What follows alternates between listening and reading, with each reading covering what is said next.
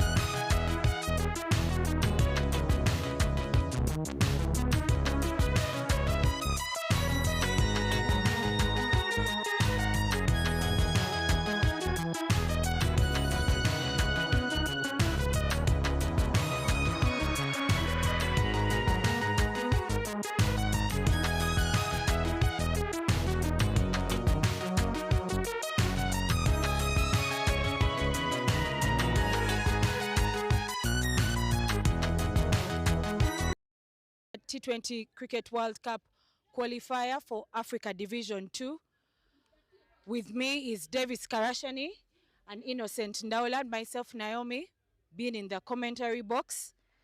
And I would like to start by asking Innocent to give us a preview of the tournament in general and what these 5 match days have been like. It's been a very beautiful tournament right from the start. Now, if you look at it, for us to be here for 7 days of wonder, I call it a week of wonder. The women have had fun. Only one game has been washed out. They say the devil is always in detail and not talk about the weather gods and everything because it could play sport in the last game, but we don't want that to happen. But you can see how Kenya have been dominant, showing you that they're a refined side, bringing 3 players who hold a bit experience because they have played at this level, at the senior level before. So Janet Macau, Melvin Kagoisa, all these girls are bringing that experience and joining the youngsters like Nancy Wafula. So it has shown. For Malawi, it's been the tail of the tape. Every time they've been demoted, they've come up to come and win. So you look at it that the tournament has played according to the rule book. And flowers to the ICC for giving us this game as the last game because it's a winner takes it all, although we know now clearly both teams have qualified unless a miracle of marginal proportions happens. Interesting there, Innocent. Davis, Malawi won the toss and interestingly opted to bowl first. So Kenya will be looking to post a defendable score. In terms of projections, what do you think Kenya should be able to post in their allotted 20 overs? Well, I think for me, first things first, I think Malawi have won the already little battle by winning the toss. They had the option to decide on what to do.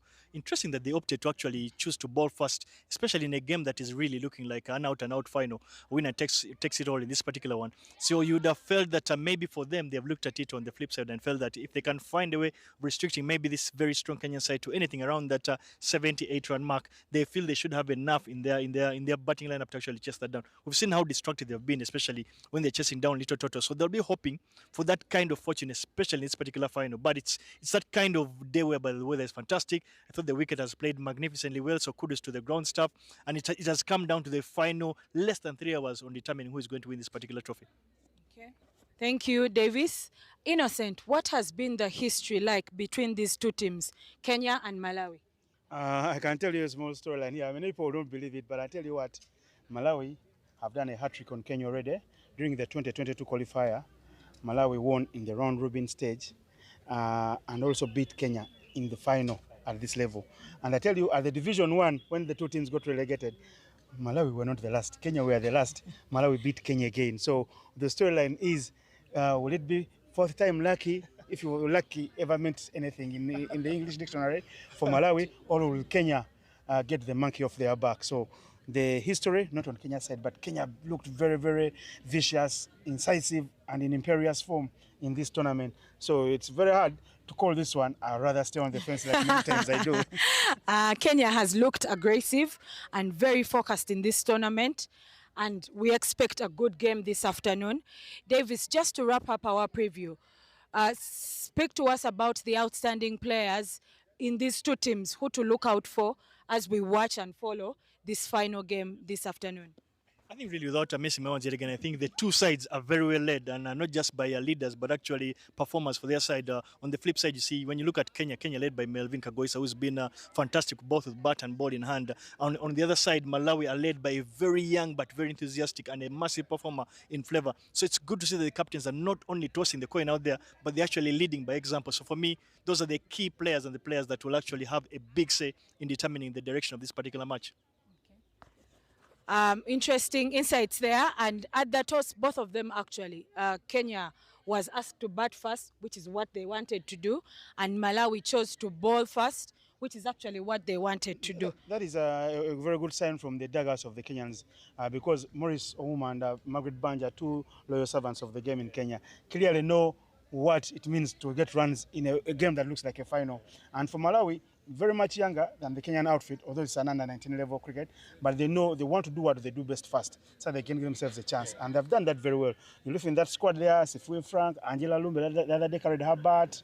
You look at Favor Piliesi, the skipper, all these girls, they'll want to come in this one and make a big name for themselves. But so you know Kenya, when they come to ball, people like Nezarine or Loach, the skipper Melvin Kagoisa, Janet Macau, who plays for the senior team as well.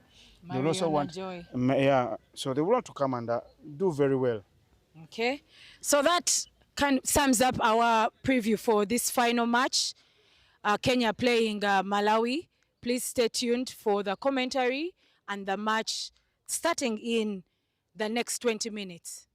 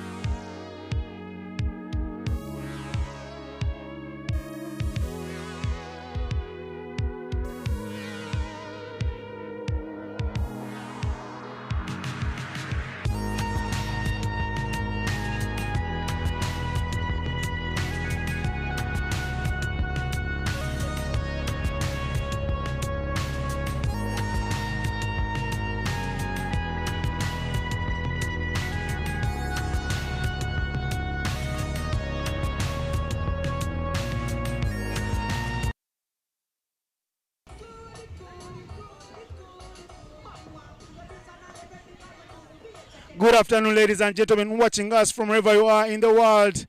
And we're coming to you live from the Lakeside Oval here in the Pearl of Africa. This is Entebbe, a very tranquil town. But the purpose for us here is easy, is to call the game. And let me tell you, this is the game that matters most in the tournament because it's a winner takes it all. We'll be telling you more about these squads. But I can tell you it is Kenya up against Malawi, two teams unbeaten in this tournament. They know victory is the idea, is the plan, is the mission, and the main objective for them. My name is Innocent Daula, and to start these things up here, I have former cricket crane skipper Davis Arinito Karashani with me in the comms box. Good afternoon, Davis. It's the final. Good afternoon to you, Innocent, and the rest of the viewers out there. But just quickly take you through the Kenyan lineup. Zainabo Hamisi alongside the captain Melvin Kagoisa, Jared Macau, Alice Kariuki, Nancy Wafula, Nezerine Oloch, Marion Agoy, Stella Rogers, Anna Odiambo, Rochelle Atamba, and Imelda are the 11 players that are lining up for Kenya. They will be up against Malawi. Innocent already said it, that it is one of those that do or dies. Winner takes it all. And for Malawi, the 11 ladies tasked to do the job of winning this particular game and the tournament itself. The young wicketkeeper batter there, Angela Lumbe, Safio Frank, Caroline, Esther Richard, the captain, Favor Pilisi, Elizabeth, Winnie, Irene, Bridget, Dorica, and Princess. Those are the 11 tasked to go out there and do the job for the Malawi side. They know that they've won this tournament before. They'll want a repeat of that and picking up that silverware. Like we said, they are in the pre-match show. Malawi looking to complete 4 straight wins. Do you call that a quadruple, a quartet? Davis, I know you passed your English classes. Well, it's very smart for me not to ensure that I do not answer that question, but stick to the cricket itself. But I guess just to throw context to what Innocent is saying is that Malawi have had the upper hand against Kenya, who are the more formidable side, you would say, in international cricket. So you feel that Malawi have been the bogey side for Kenya. Malawi will be hoping to keep that statistic going, especially looking at that pristine Entebbe cricket oval. It is a lakeside oval next to Lake Victoria, the second biggest inland lake in the world. Beautiful city it is, Entebbe, and a former administrative town, reasonably in the central part of Uganda itself. That is the place where we will be bringing you this particular live stream. This live stream is going all over the globe with quite a number of our faces and voices following this particular one, knowing that these two teams will be in that final qualifier, the Division 1 qualifier that will be happening in Tanzania later on this year. But do stay with us. We're a couple of minutes away from bowling away in this particular straight-out shootout final. They are the umpires. They will be starting out in the final. It is a women's show. Karine Klaste from South Africa, a utility player in Haide, an all-round of sorts, playing hockey, cricket. Very good with her hands. Looks like she could do a lot more, but as she says, I'll be calling games when I call it a day. And with her is another one who's played for the Victoria Pearls, a last hit of the ball, and a very, very good sharp fielder. Sharon Atola made her ICC debut in this tournament. And it's a very good feeling for her to be out there to call this game. The big one in a month for the women. The women are standing out in the middle in the all-important match. Look, listen to the voices on the park. Malawi won the toss. First battle won. If it were real good sports, you would say that they are 4-0 up now already, but not yet. They've got to win the game to make the 4-0 really count against Kenya, who are their internal foes at this level.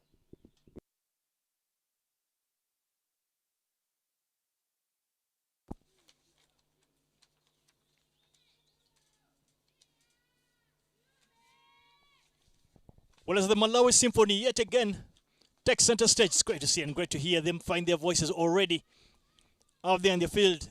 Opening the bowling for them will be Esther Richard. She's had a decent tournament. She's been very destructive with a new ball up front. She's been able to put together handy returns for her side and ensure her team get in commanding positions early on. with bat in hand, and the two batters that have been opening for Kenya, Zainab Hamisi, alongside Alice Kariuki.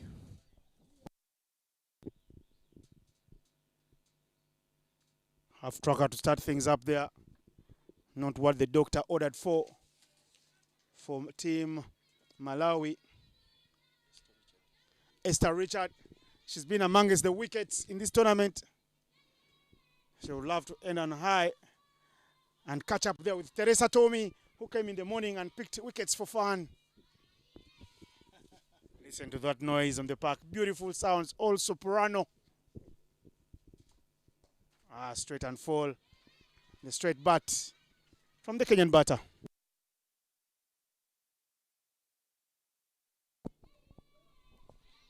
Well, as the Malawi Symphony continues to take center stage, the two fielders patrolling the boundary at long off and long on gives you a bit of an indication that the bowler will be looking to bowl that very full.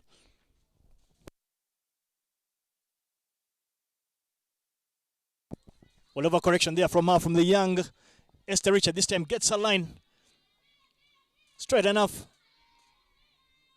Just get a feeling, Innocent, the tactic perhaps for Malawi, what they'll be thinking is if they can find a way of pegging back this very top-heavy Kenyan batting lineup, cause some early troubles to see if they can get into that middle of Kenya that has really not been tested in the tournament. Zainabu Hassan flashing very hard at that one, at that invisible fourth stump. Of course, she's got Alice at the other end. The first run were extras. The tactics from Kyle Fredericks, the coach of Team Malawi, I don't know, was to get under their skins early on, and they're doing that perfectly. No real harm.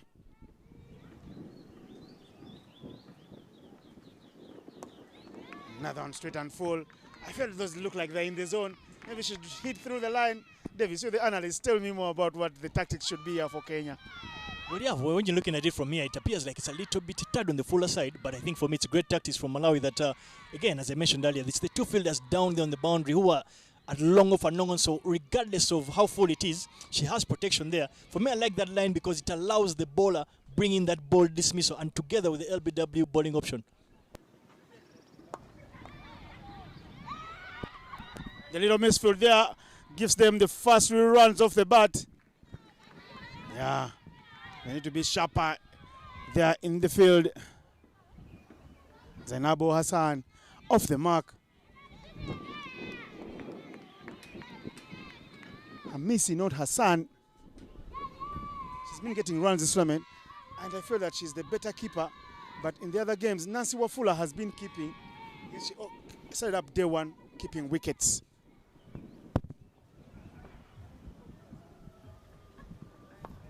Straight and full there. Alice will keep it out. Little slip there from Esther Richard, but we hope that all is well. And that brings an end to the first over of this, what appears to be a shootout final. Kenya 2-4, no loss.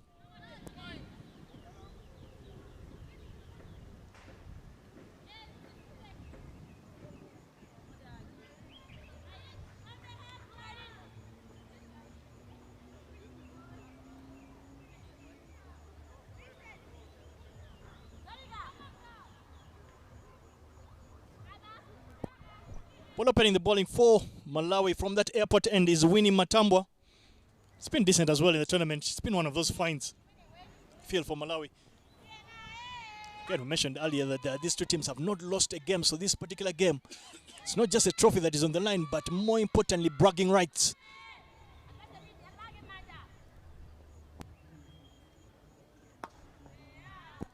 Very well ball starting up.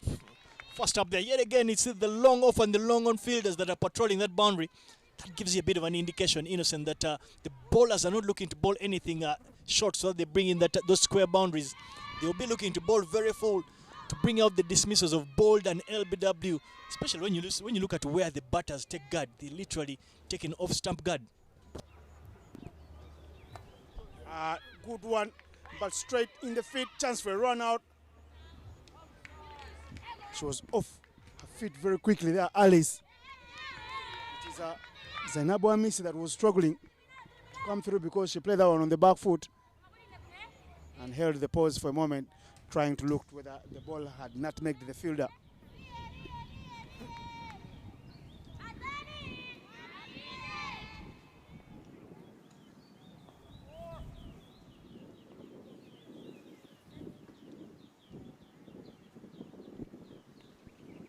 Karin Klaste, South African umpire there, will call that one wide. They don't bowl many in Malawi. And hopefully their nerves don't work their way. It's always jittery early on in the innings.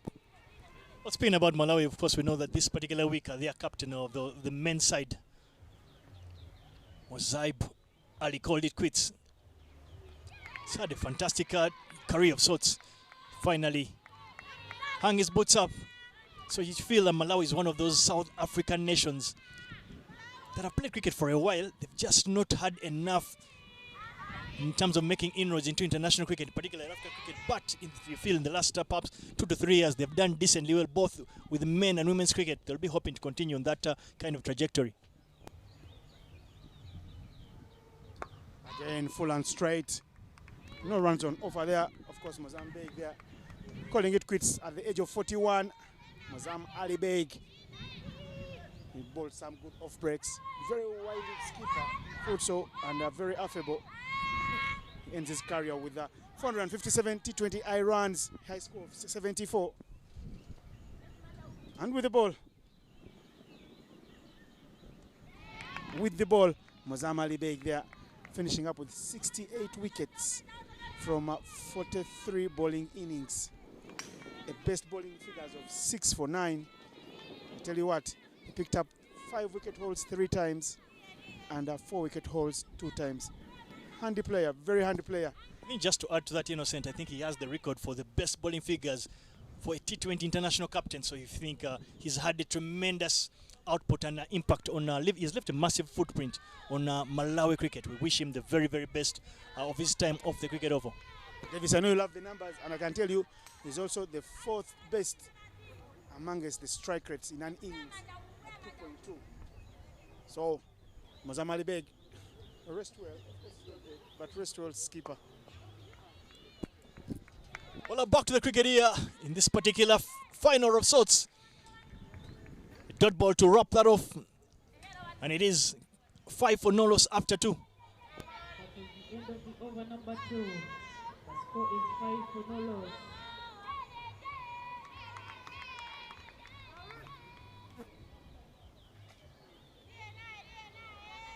Well, Innocent, just to pick up again from the conversation we're having, I don't think many people or even teams pay attention to, just enough attention to things that do not particularly show up on the scorecard. Shot played out of anger. The first signs of intent from Team Kenya. Zainabu Hamisi, keeper batter, says you are in the zone, you're coming a little too close to my liking, and I'll send you packing. It is hit down the ground, fully blooded drive.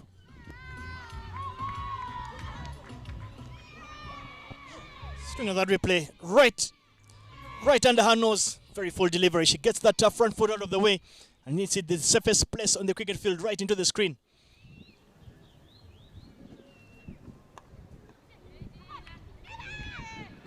Innocent, as I was speaking about that small aspect I was talking about, that of things that do not appear on scorecards or scorebooks.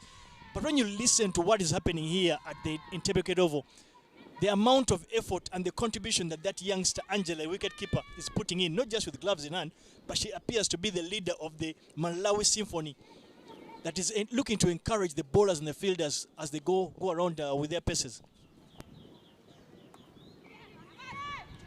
This one's a quick run this time around, same area, but the communication between the two really good this time around. Zainaba Misi, not ball watching, but answering the call from Alice.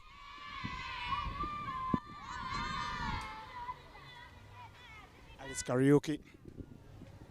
Take now strike, yet to get off the mark after facing 5 balls. Dot ball percentages, Davis. Those are the finer details you always love to chat about. These are too high for Karaoke.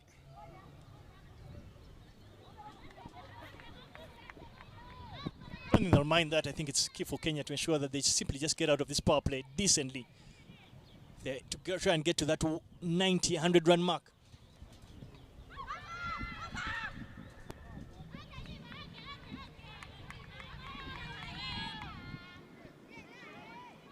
But again, I think it's also been a common tactic that we've seen a lot of batters take a guard literally on off stump. Something that is taught very early on to youngsters to try and ensure they cover all 3 stumps. So I don't think it's a bad thing. It allows them to have enough reach to get to deliveries that are outside of stump. But it can be a bit dangerous if you're struck right in front.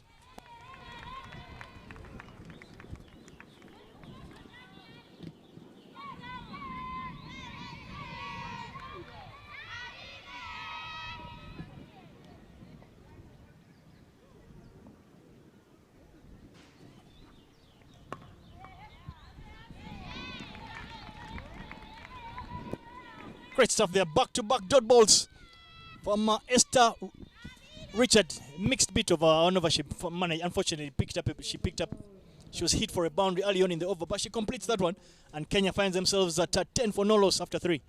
Allies are the 2 batters for Team Kenya.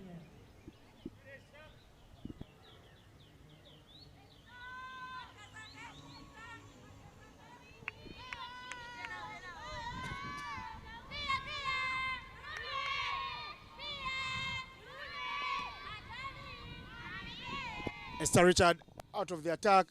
It's now Winnie Matambwa.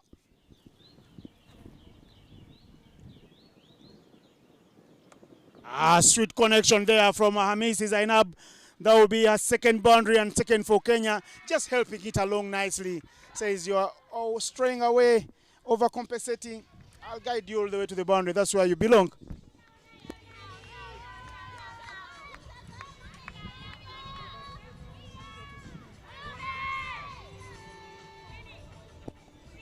Pulling that ball a bit too straight and pays the price.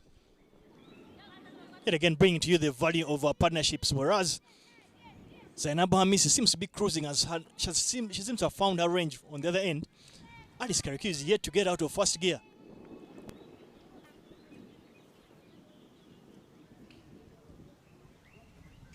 Better ball, better lines from Winnie Matambwa. And what Hamisi is doing, if you can watch closely, she's not going to go after anything that is straight and full. She's looking to hit the ones that come very full to her, like that one, and the ones that are straying away from her. So punishment will be meted out to all the poor balls as advised by the coaches, Banja and Ouma. That's in the air, chance to take the catch, but to not carry fielder way down the ground. So you can actually say that's a very good shot. Very easy to say that, especially because she didn't get caught. But more importantly for Kenya, they will know that at least she's continuing to rotate strike. She's striking at just under 100. So you feel that perhaps if Alice can get off the mark a bit and not allow Zainab to do all the heavy lifting.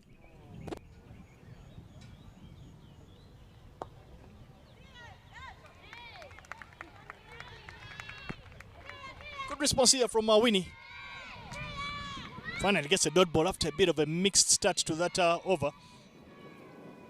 It's been a case of copy and paste. We did that Esther Richard as well considered a boundary early up in over, but later on managed to recover. We're seeing literally a repeat of that kind of stuff here with the Malawi bowlers. Sharp fielding. I love the keeper. She's put her body on the line for the team there. Angela Lumbe. The throw was vicious. She's wearing no helmet. That would have rubbed her anywhere in the face. And you don't want to lose a player on the final day of the tournament. But I've liked her character, and just generally she appears to be a very determined self-believer in herself, but she seems to be a leader, even without having to put on the captain's armband of sorts. There's chance for a run out. Oh, she slips. Falling over. More importantly, Innocent, Alice is off the mark. To loud applause there from her teammates in that Kenyan dugout and bringing an end to the fourth over. Kenya 16 for no loss. 4 overs down, and the score is 16 for no loss.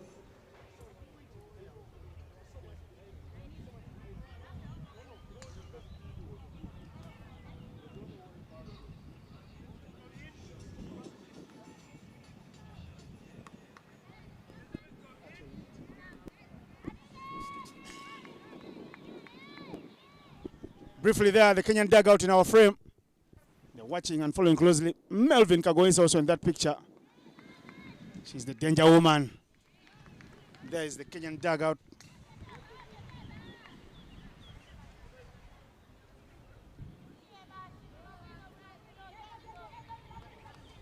Well, Lester Richard comes back for her third over.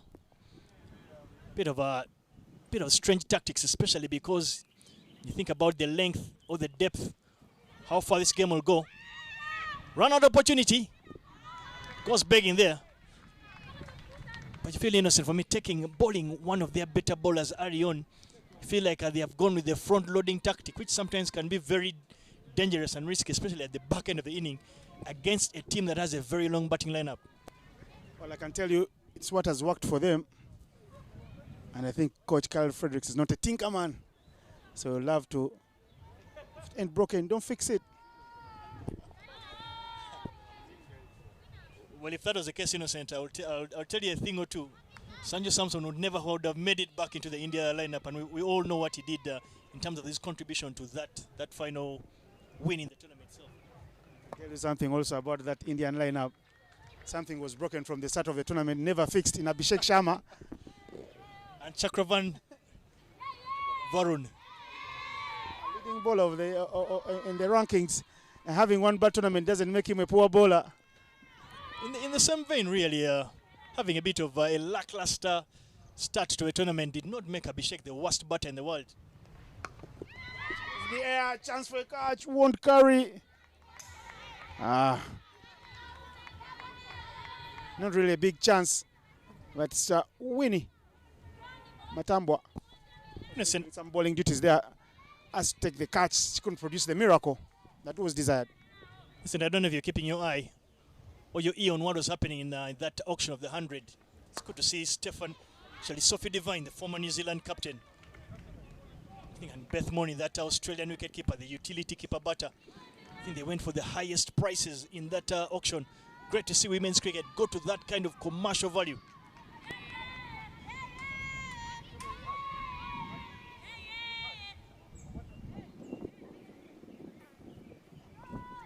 Mr. Richard, they are still looking for the wicket.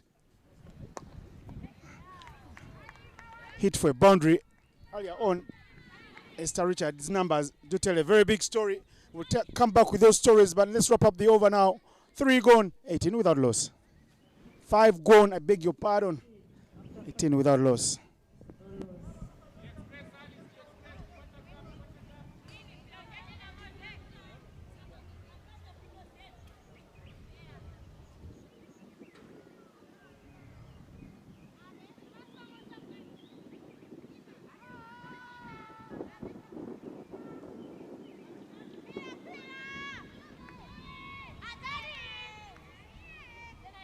Winnie Matabwa, right arm from the airport end, pitches up now, but there's someone to sweep. And that is a good cleanup job in the deep. Just the 1 run. Looking at proceedings, I think Malawi will be the happy of the two sides at this stage. They've not allowed Kenya to quickly get out of the blocks. Consider just 2 boundaries in the power play. I don't think they'll mind that. They'll know that they have Kenya exactly where they would have wanted them. If they can pick up 1 or 2 scalps, that would make their power play even better. Big appeal there. Winnie thinks she's picked up a wicket in Alice Karaoke, but not so fast. It was a bit of, for me, wishful thinking, really, and hoping. Keeper took that catch, or what looked like a catch, but then yet again looked and appealed to the leg umpire. But back-to-back dot balls it is for Winnie. Again there, she feels that she's had a faint edge.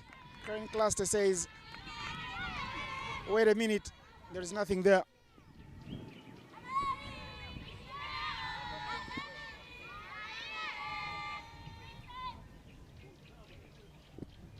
Everyone watching here, both dugouts on tenterhooks.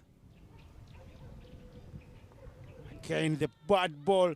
This time round, forced round the corner by Alice Karaoke. And yes, she will milk her first boundary and 3rd for Kenya in the innings.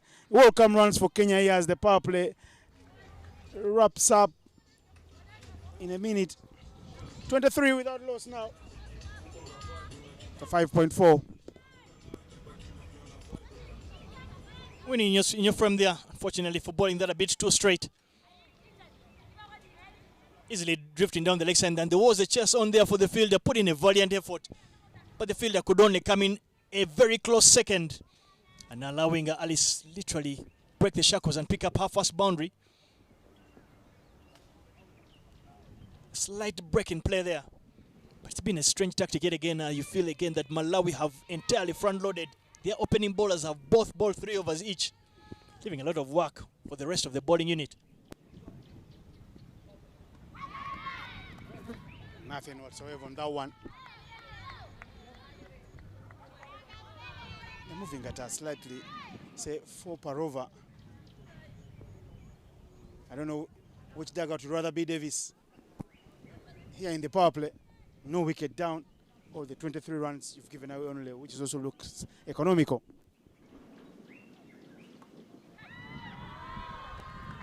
Again, Alice Karaoke there, bouncing on it immediately and hitting it very hard to the boundary fence. 3 boundaries in that zone in the game now for Team Kenya, and those 2 boundaries in the over give their innings a semblance of normalcy. 27 now without loss after 6. Power play is done. Another short and wide delivery. Short delivery ball that a bit too straight yet again. And overcompensated, and when the batter there, Alice able to simply rock back on the back foot. I need that to that vacant fine leg region for the 3rd boundary in that particular area. Of the 4 boundaries conceded by Malawi in the power play, 3 of those have gone down behind square on the onside. Bring an end to what has looked like a decent power play for Kenya. The replay, their short delivery, asking to be hit, and hit it was. But that brings an end to the power play. 27 for no loss. Kenya cruising. And there will be a change in bowling as Esther Richard takes a break and Favor, captain of the side, opts to bring herself in. There is a change in the comms box as Yasin Gobi is very welcome into the commentary box. Good afternoon to you and welcome, Yasin. Very good afternoon, Davis, and thank you so much in what seems a very already interesting match between the high-flying Malawi side and the wounded lion Kenya, who are seeking to sort of stop the Malawian dominance. We very well, you spoke that earlier on, that it's 4-0 when you look back into the history, so they would be looking to really stop that. But that aside, when you look at after the end of the power play, Kenya scoring their lowest power play score, 27 after 6 in this tournament. The first one, of course, chasing that Mozambican score, 56 in 5.4. And here, and then, of course, in their top score of 161 after power play, they had 49 for 1. Here, they are 27 for after the power play. Davis, take us through that. Who has won so far the tactical battle between themselves? Because when you look, the Kenyans have been scoring over the head, utilizing that power play. But now the Malawians start off with the power play with 2 long on and long off with the fine leg and 3rd man in. Just take us through who has so far won that tactical battle between the 2 sides. I thought interesting for me is that I thought Malawi got the tactics right, especially at the start of the power play, because they were bowling reasonably full. So it was perfect because they had a long on and a long off field. But the second they drew their length back, started bowling that 3/4 and slightly short length. And unfortunately for them, those deliveries were being bowled a bit too straight. It allowed the Kenyan batters to simply rock back and be able to pull into those vacant deep square leg and what would say fine leg regions. So that's where I felt that whereas their change or drift from the bowling plan is where you felt Malawi might have suffered boundaries that they never should have. But it is an important phase of play now. The power play is done and dusted. Favor pulls those little leg cutters, but they have been very destructive and have given a lot of wickets throughout the tournament. That starts off with the dot. But once again, I feel the Kenyans have also responded pretty well because having those 10 wickets in hand, and you look at the very experienced Janet Macau still get there, Melvin to get there. Don't you feel that the Kenyans are really putting themselves in a good stead? I feel that obviously the Kenyans would be the happy of the two sides at this particular stage because they haven't lost a wicket. They have gone out of the power play without suffering any demise. So they'll know that with their long batting lineup, it allows them to make full use of the resources in terms of deliveries left. The power in that lineup will actually be on display later on. But I kid you not, Malawi will feel that they are still in this particular game. Another dot ball there. More pressure getting on for the Kenyans. But I feel they'll not be, they don't feel to be rushed. They feel they shouldn't be getting rushed at any of these moments. They just have to keep things nice and easy and just maybe frustrate the Malawians. And this is exactly just the tactical battle once again continuing between the two sides. That struck very hard there. But possibly maybe could have got more runs there if at all there was sense of direction into that shot. But nevertheless, it's 1 run for the Kenyans. For a slightly short delivery there, I think maybe the batter, Alice would have wanted to hit that a lot square, especially on the onside, considering there is no deep mid-wicket. But she sat down to long off and gets just 1 run. So you feel Favour has literally gotten away the delivery that could have been hit a lot further and into the gap. So this is it's going to be a very interesting passage of play here. Both teams will want to take the initiative back. Of course, Kenya, of course, not doing well when it comes to the bowling. They are really actually standing. They must be the second in the tournament in terms of extras. What do you look at as being a very safe score for them? That struck very hard, racing almost towards the boundary. Yes, it's 4 runs for the Kenyans. That must be really high celebrations for the Kenyan camp there, bringing them to 33 after 7.3.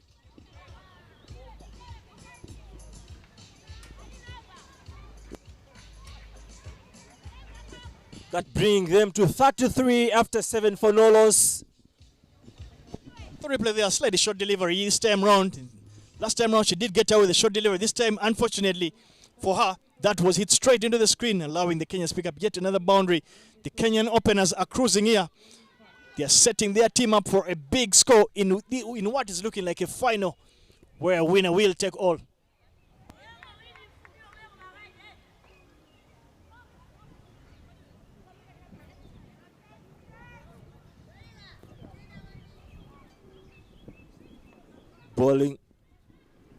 Bowling change in there, bring in Bridget Kasinja, left arm orthodox, coming from the Kampala, from the leg side oval.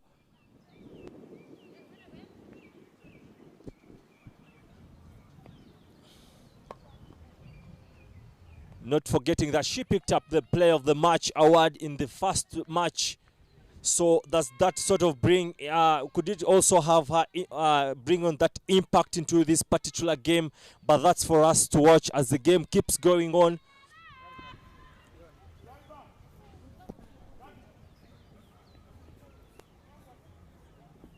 Short one there.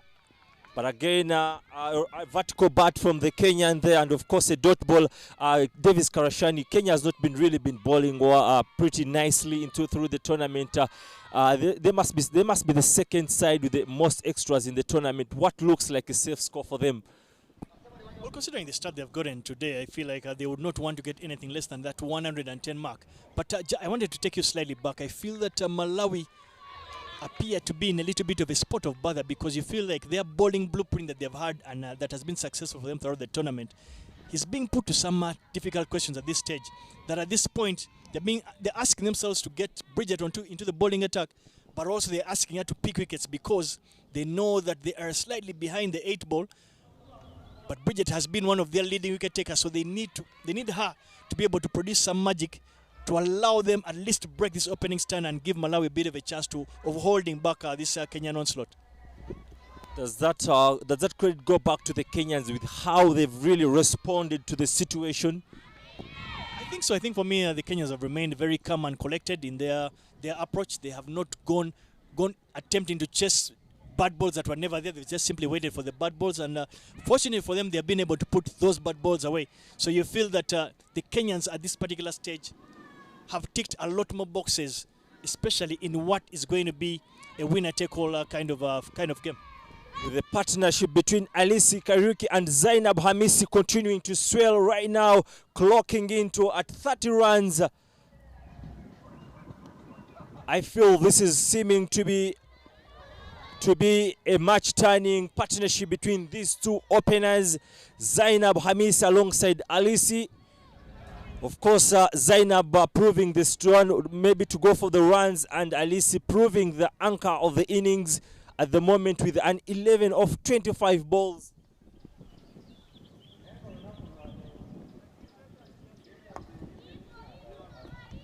Tossed up was a ball, just defending that one off from Alisi once again, proving the anchor of the innings. I've been one of those admirers of that slight round-arm action there from Bridget. She doesn't exactly ball from the top or the highest point in her release action, but I like the fact that she balls from round, so she brings in that arm ball of sorts. But that dot ball brings an end to the 8th, and Kenya 35 for no loss.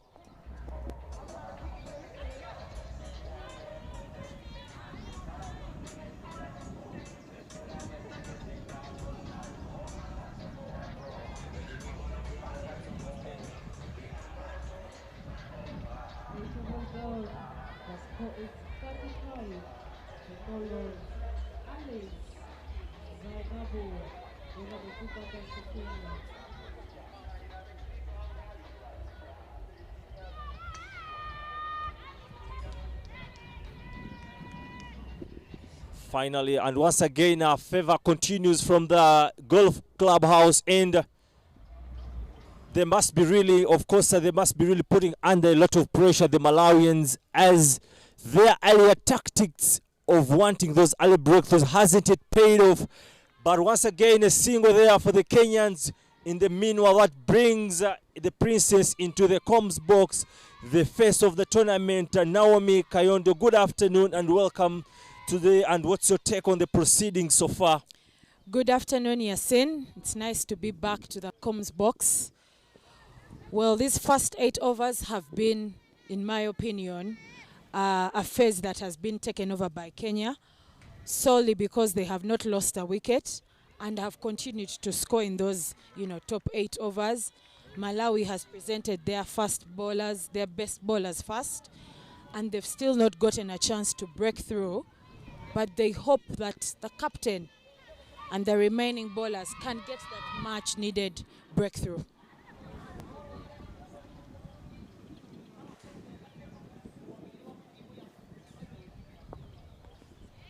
Onto the middle stump there and defended towards the silly on there, but in the presser there, favor making it very clear that they are the best and they'll continue to be the best. Are we seeing them at their very best?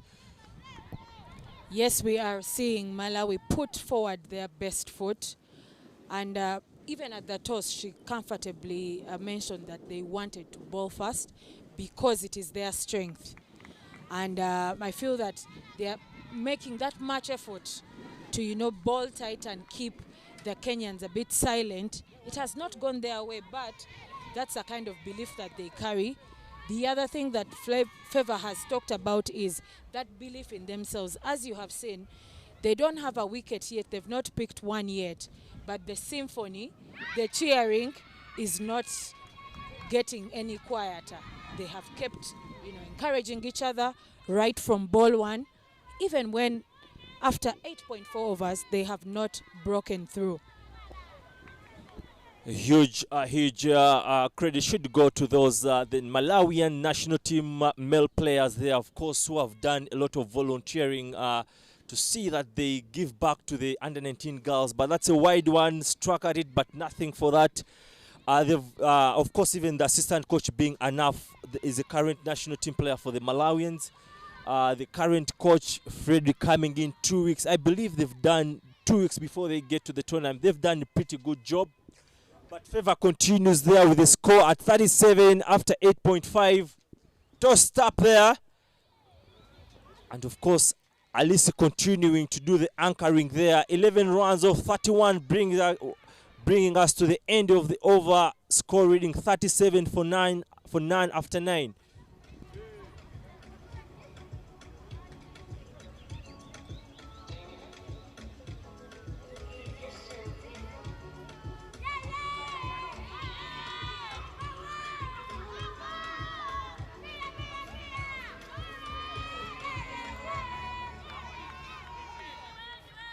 7 is the score. For no loss after 9 overs.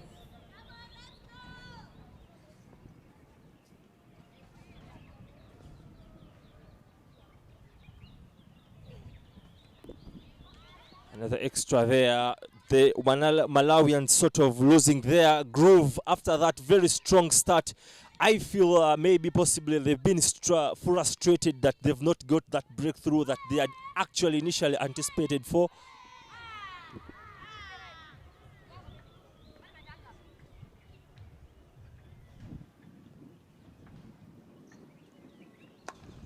Full toss there, smacked. I feel that maybe the Kenyans could possibly get 2 runs if they start that easy basic of first run very fast, but we're seeing them the first run getting in very slow.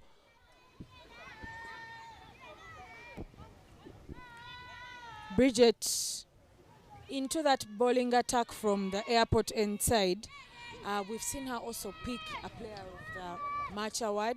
So she is that dependable player, dependable bowler for Malawi. However, the challenge is still up for them because they have failed to break through. Even with that chance in the covers, that catch has not been taken.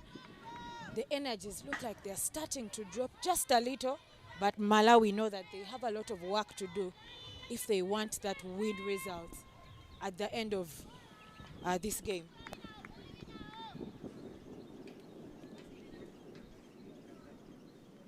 Into the line once again, defended there. But once again, when you look at the Kenyan side, don't you feel that it's possibly they have also maybe are being too careful at this point of time? 9.3 overs, 39 for no loss, and the way they are going about their business, aren't they right now letting themselves a little bit down?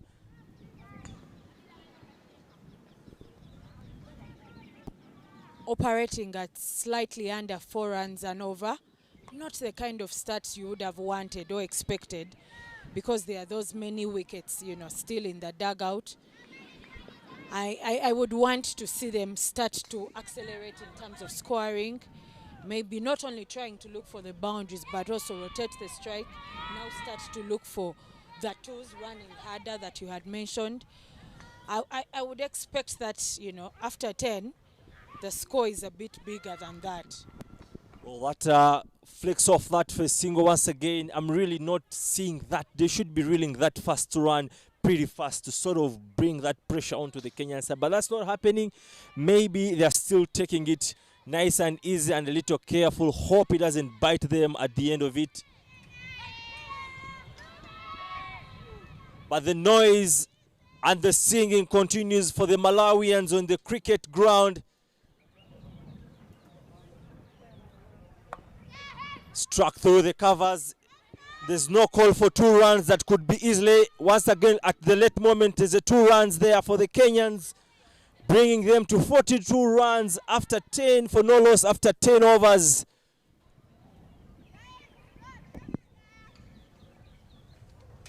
Zainabu Hamisi rocking back just a bit and playing that one between point and cover region. And it goes past the fielders there, but Elizabeth Mapisa does the clean-up job, allowing them to take 2 runs.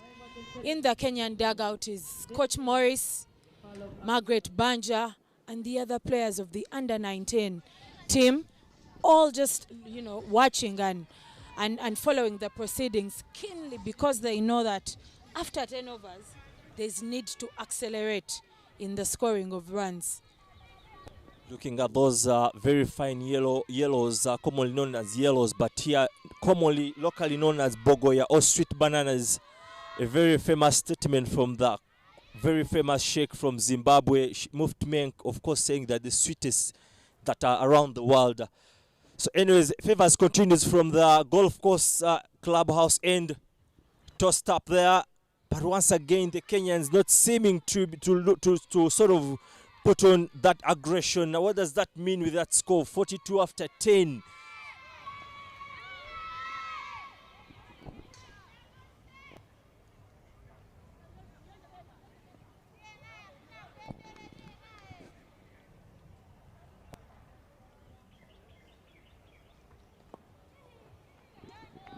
That's balled once again, tossed up, full for the batter, but still nothing, no offering there. Looking at a Favor coming in to bowl, she has that tactic that our co-commentator talked about Davis last time, flipping that ball in the air. I'm not sure, still not sure she knows exactly what that, does, but it could be one of those techniques that batters always have, or bowlers, or any player has those things that they do to just keep their confidence in line. So it could be one of those elements, but that third one not being a dot ball as the Kenyan batters cross for a single run there.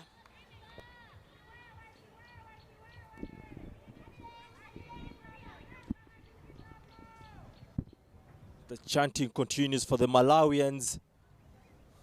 Short ball there, bashed it towards the long off. Chance for 2 runs, but no, there's a call there, hesitation there, but nothing apart from the 1 run. A very good piece of fielding there by Sifiwe Frank at the long off region. Picked up on the first time of asking and has a very good throw back to the wicket keeper. The Malawian Queens displaying a good piece of fielding.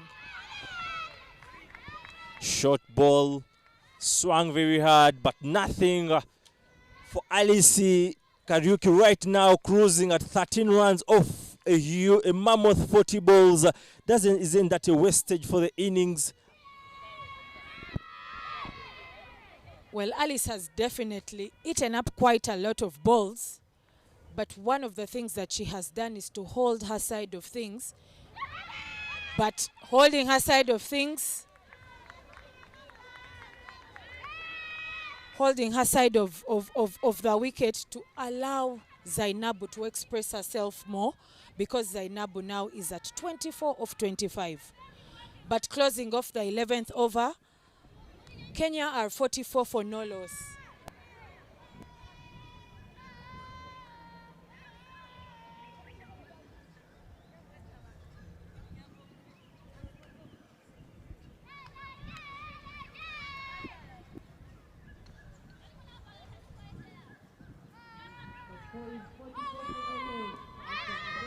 Partnership continuing to swell between Zainab, Hamis and Alice, right now standing at 37, almost closing into that half century. I feel this could possibly prove crucial in the proceedings of this match. That is onto the pad, smashed very hard. Once again, the Kenyans continuing to that fast run, not out doing away with that fast run. Always has to be fast, very fast. But the Kenyans, once again, continuing it, doing it very slowly. I feel it's really costing them a couple of doubles there for themselves.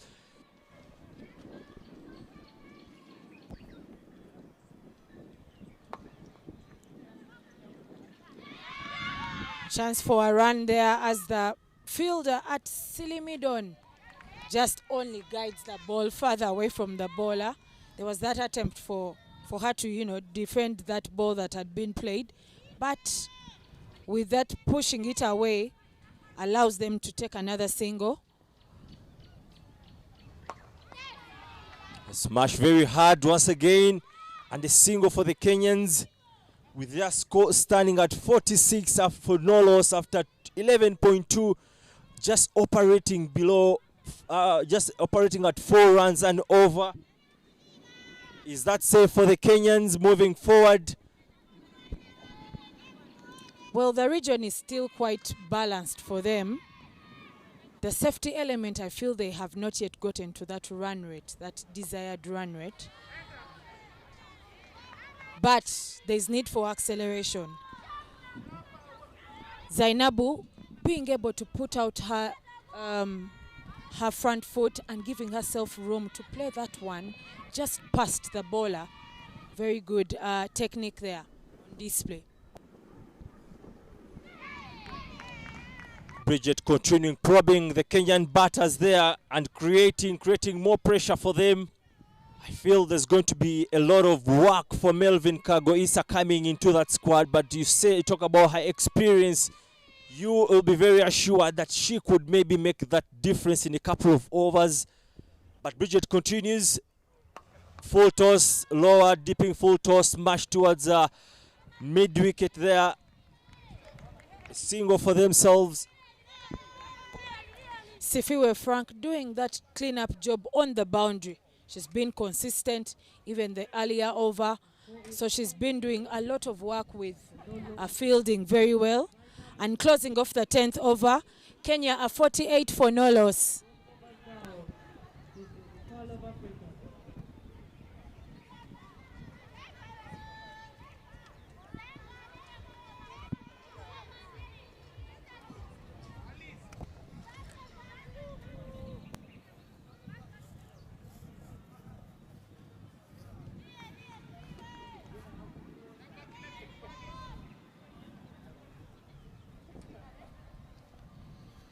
At the back end of the 12th over,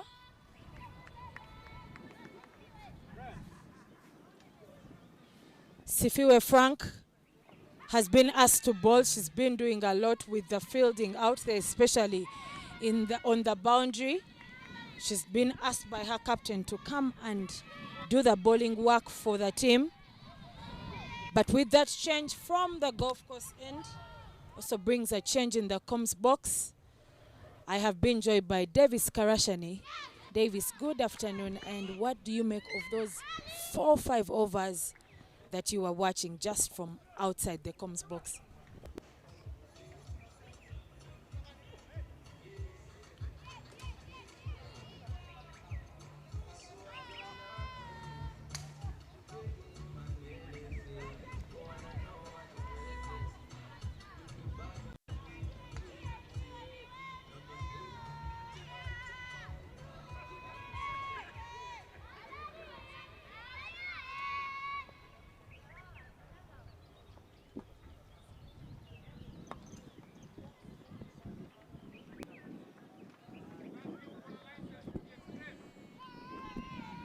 Well, 4 bowling options have been used so far by Favour. None of them has yielded any returns in terms of the wicket column. And this time around, she opts to throw the ball to Sifiwe Frank, who has been exceptional with ball in hand. She'll be hoping that she will be that particular bowler to get into that wicket column. And there it is, chance in the air. That's hit in the air. Fielder underneath that one. And unfortunately, fielder runs way past that one. Runs on offer yet again. Elizabeth, the fielder, the guilty party at long on. Overrun it and allowed Zainabu an extra life. It is all happening here on match day number 5, match number 10, a top of the table clash. Bragging rights and a piece of silver on offer. In the replay there, Zainabu going big, striking that to the cow corner region. But Elizabeth Mapisa is not able to hold on to that. It actually almost hit the back of her head. Must have misjudged it. And Zainabu will have to keep going.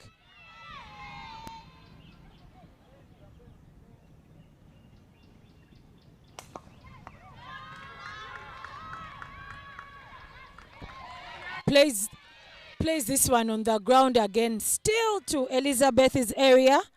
And this time at least her long barrier is in check. She's able to defend that and not allow it to go to the boundary.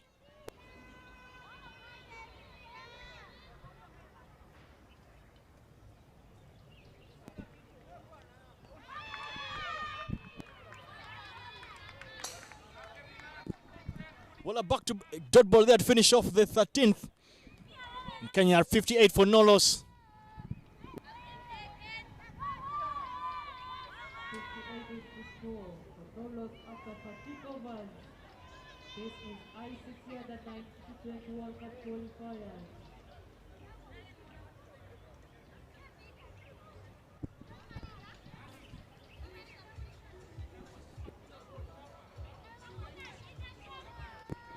Well, with 42 deliveries to end this Kenyan inning, Malawi are yet to pick up a wicket. And Bridget will continue to operate from that airport end. Naomi, give us perhaps your 2 cents, especially at this stage, with Ali struggling at 16 of 47 deliveries.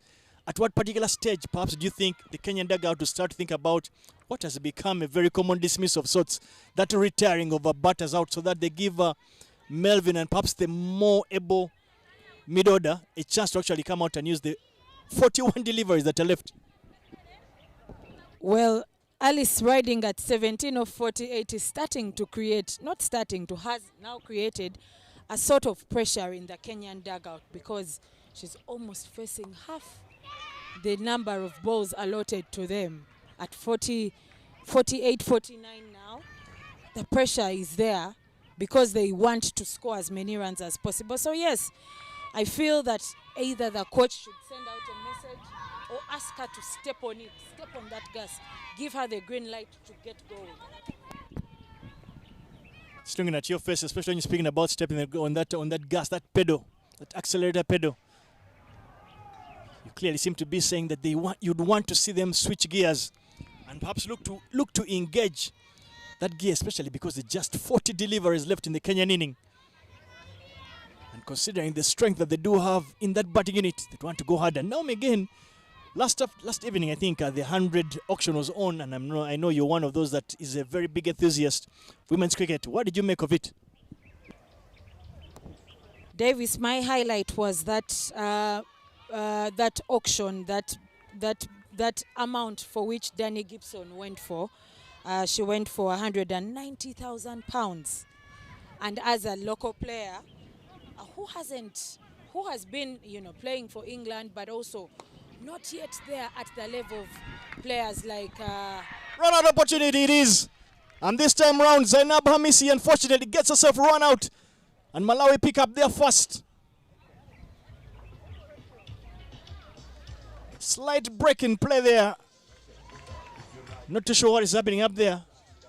Umpire seem to have indicated that as a dismissal, but the batter doesn't seem sure. But yes, it is first wicket for Malawi.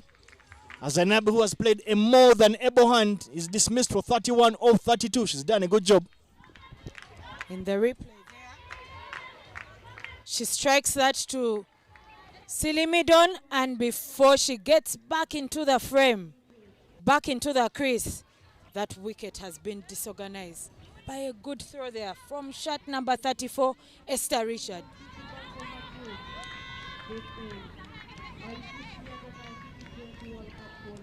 Very good, tidy piece of fielding. They are getting Malawi its first wicket, picking up that on the run out.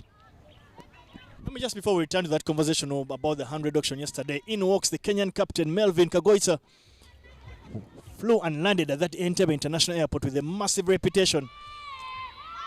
A player who made a debut for the Kenyan national team, I think at the age of just 15. So she has a lot of experience on her shoulders and a massive weight of expectation on her. As Kenya will be hoping perhaps she is not just the future, but she is the present to take Kenyan's women cricket forward. She walks in at what you'd say is a dream opportunity for her. She walks in when a lot of the work has been done by the openers. She has just under 40 deliveries to make an impact. She scored the highest score, individual score in the tournament. She'll be hoping to get anywhere close to that.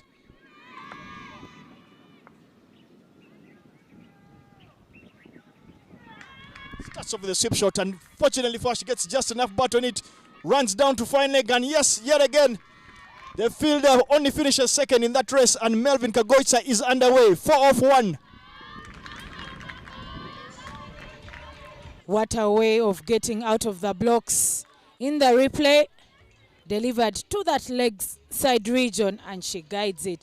But with heavy bat on it, because it races away. And the able Sifiwe Frank, shot number 14. I beg your pardon, Irene Akonda is not able to even find it before it crosses the boundary line. You're taking us through the 100. Please share your thoughts. As we see Melvin Kagoita yet again going for a big heave. Fortunately for her, that does not go to hand. But you can see her intentions are crystal clear. She's 5 off 2. With that single, brings an end to the 14th. Score rating 66 for 1.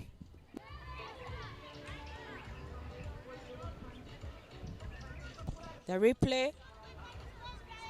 She goes up, big, swinging hard. Stays up in the air, but Favor Piliesi, the captain of the side, is not able to put in that diving element that would have gotten her that catch. Malawi, one And the captain lives to die another day.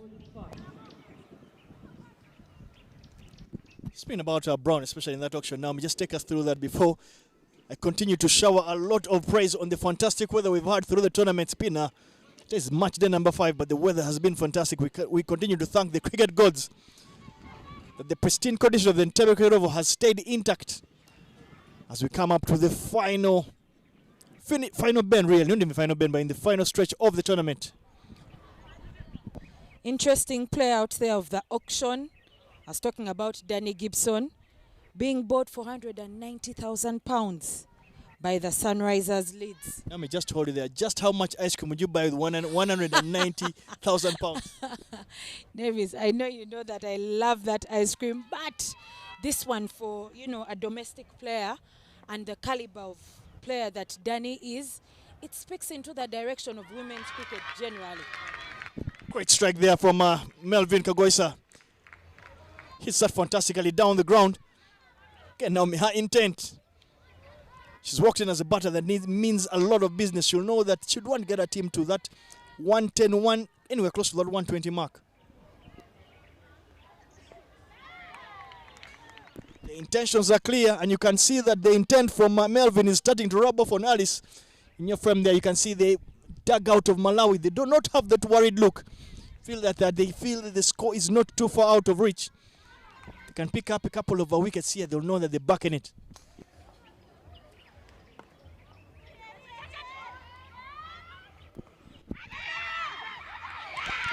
Aris Kariuki is run out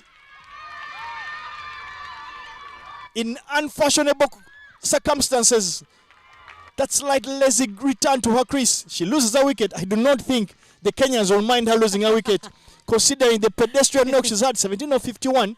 But she's done a very good job for her team, and you can see the intent. Already the batter batting at number 4 has already strolled onto the wicket.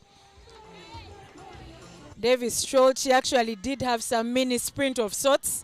In the replay, she struck that ball to the cover region, and attempting to go back, she looked at it, and the keeper just completed that run out. Meaning business. Angela Lumbe on fire. I beg your pardon, I didn't seem to see that as an attempt to even return to the crease. This is a part of Africa.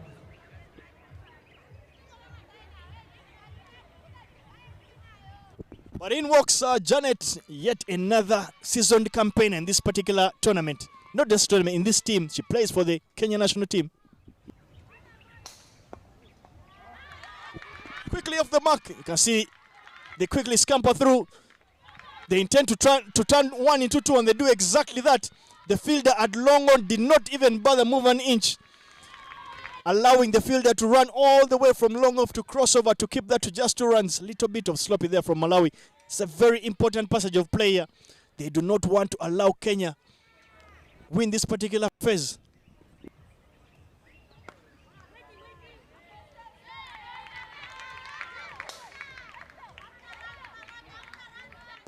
Now I'm just looking at what is transpiring out there. What do you think? What target do you think the Kenyans will be looking at based on the kind of start that they did have? Davis, with remaining 5 overs, something close to 110, 120. If they keep going at this rate, because they are striking that ball hard and now attempting to run faster and picking the twos. Well, with that single brings an end to the 15th. And Kenya are cruising at 70 for 2.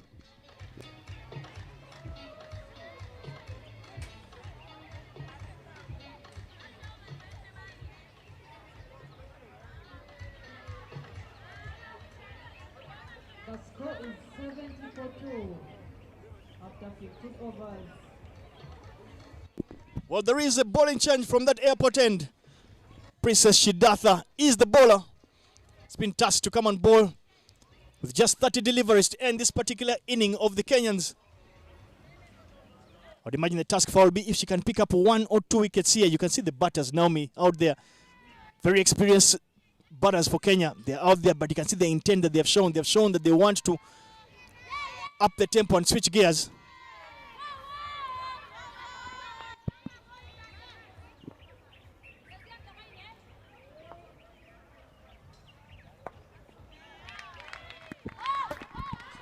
Doesn't get any better than that. Forward defensive.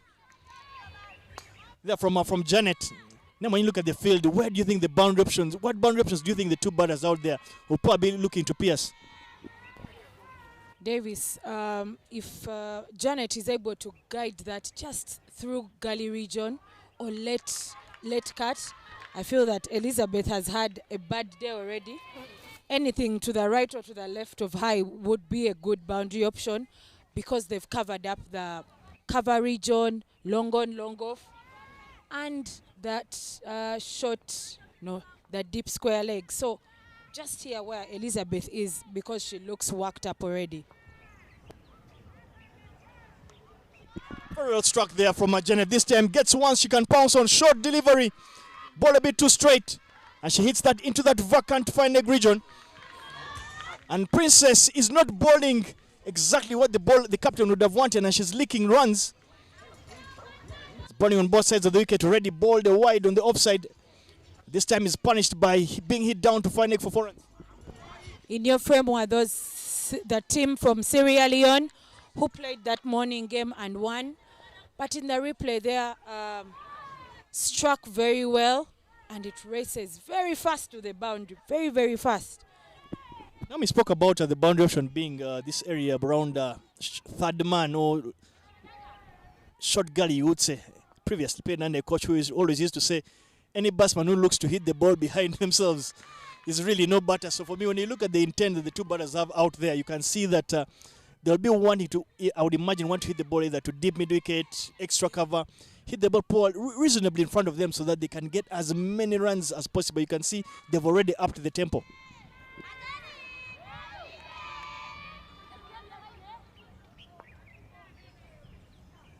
But it is all happening here at the Entebbe Cricket Oval on match day number 5, match number 10, a top of the table clash with not just silverware on the line but bragging rights.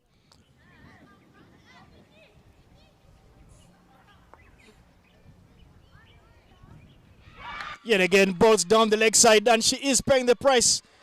Princess licks yet another boundary, back-to-back boundaries. The runs are flowing for Kenya.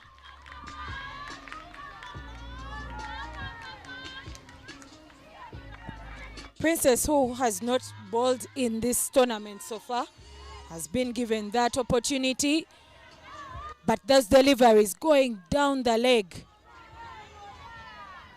Batters that are already in and hyped are just guiding them, allowing them to continue all the way down.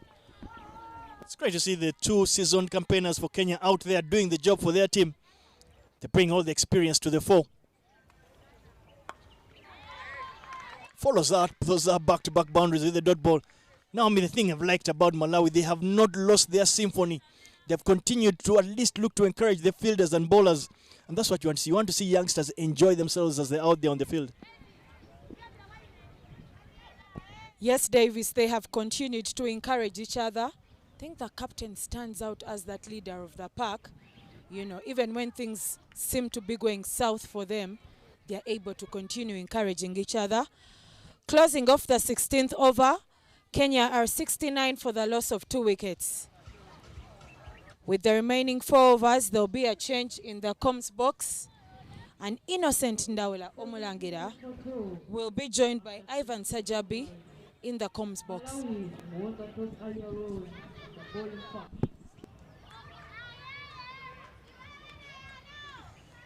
16 gone, 79 for 2. Good time to be in the comms box. Good afternoon, Ivan. Good afternoon, Innocent. Indeed, good time to be in the commentary box.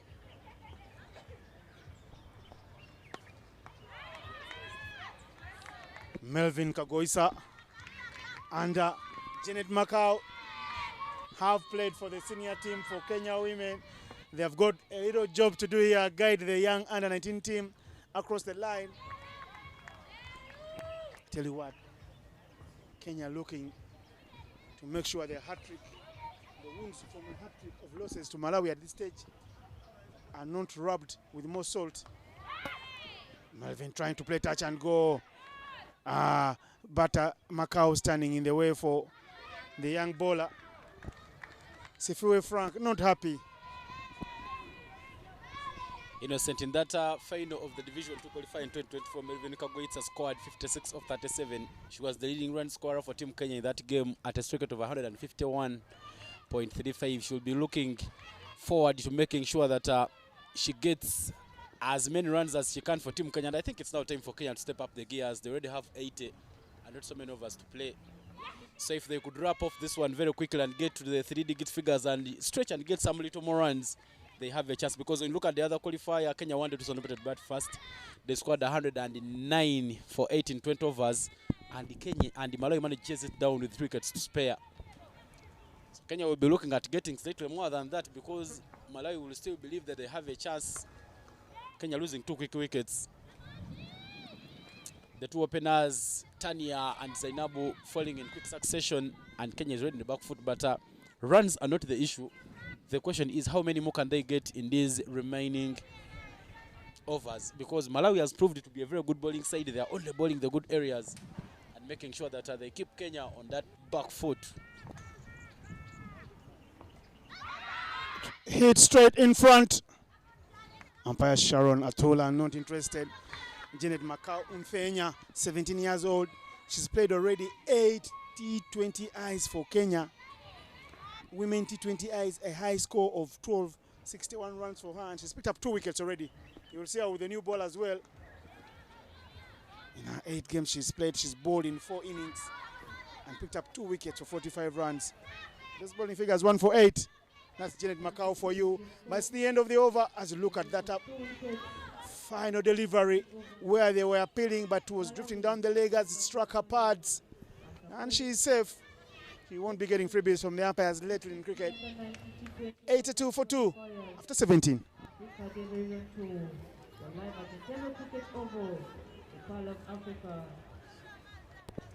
When you look at the batting charts of the tournament, Melvin Kagoitsa is on top of that chart. 113 runs from 4 innings with the highest score of 71.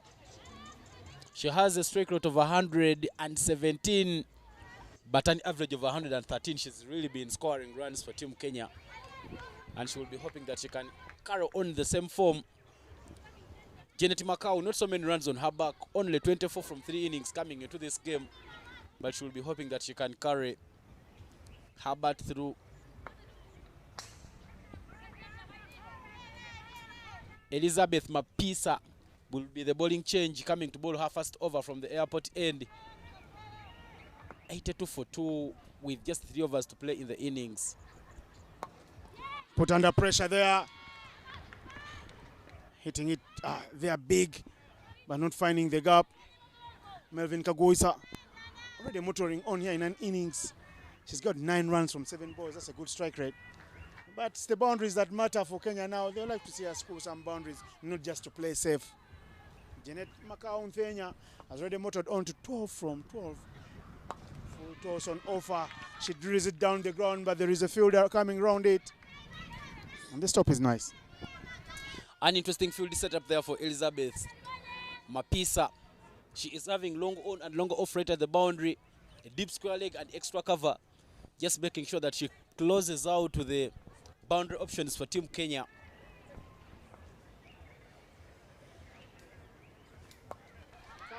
Cut very well. That's a delicate chip from Melvin Kagoitsa.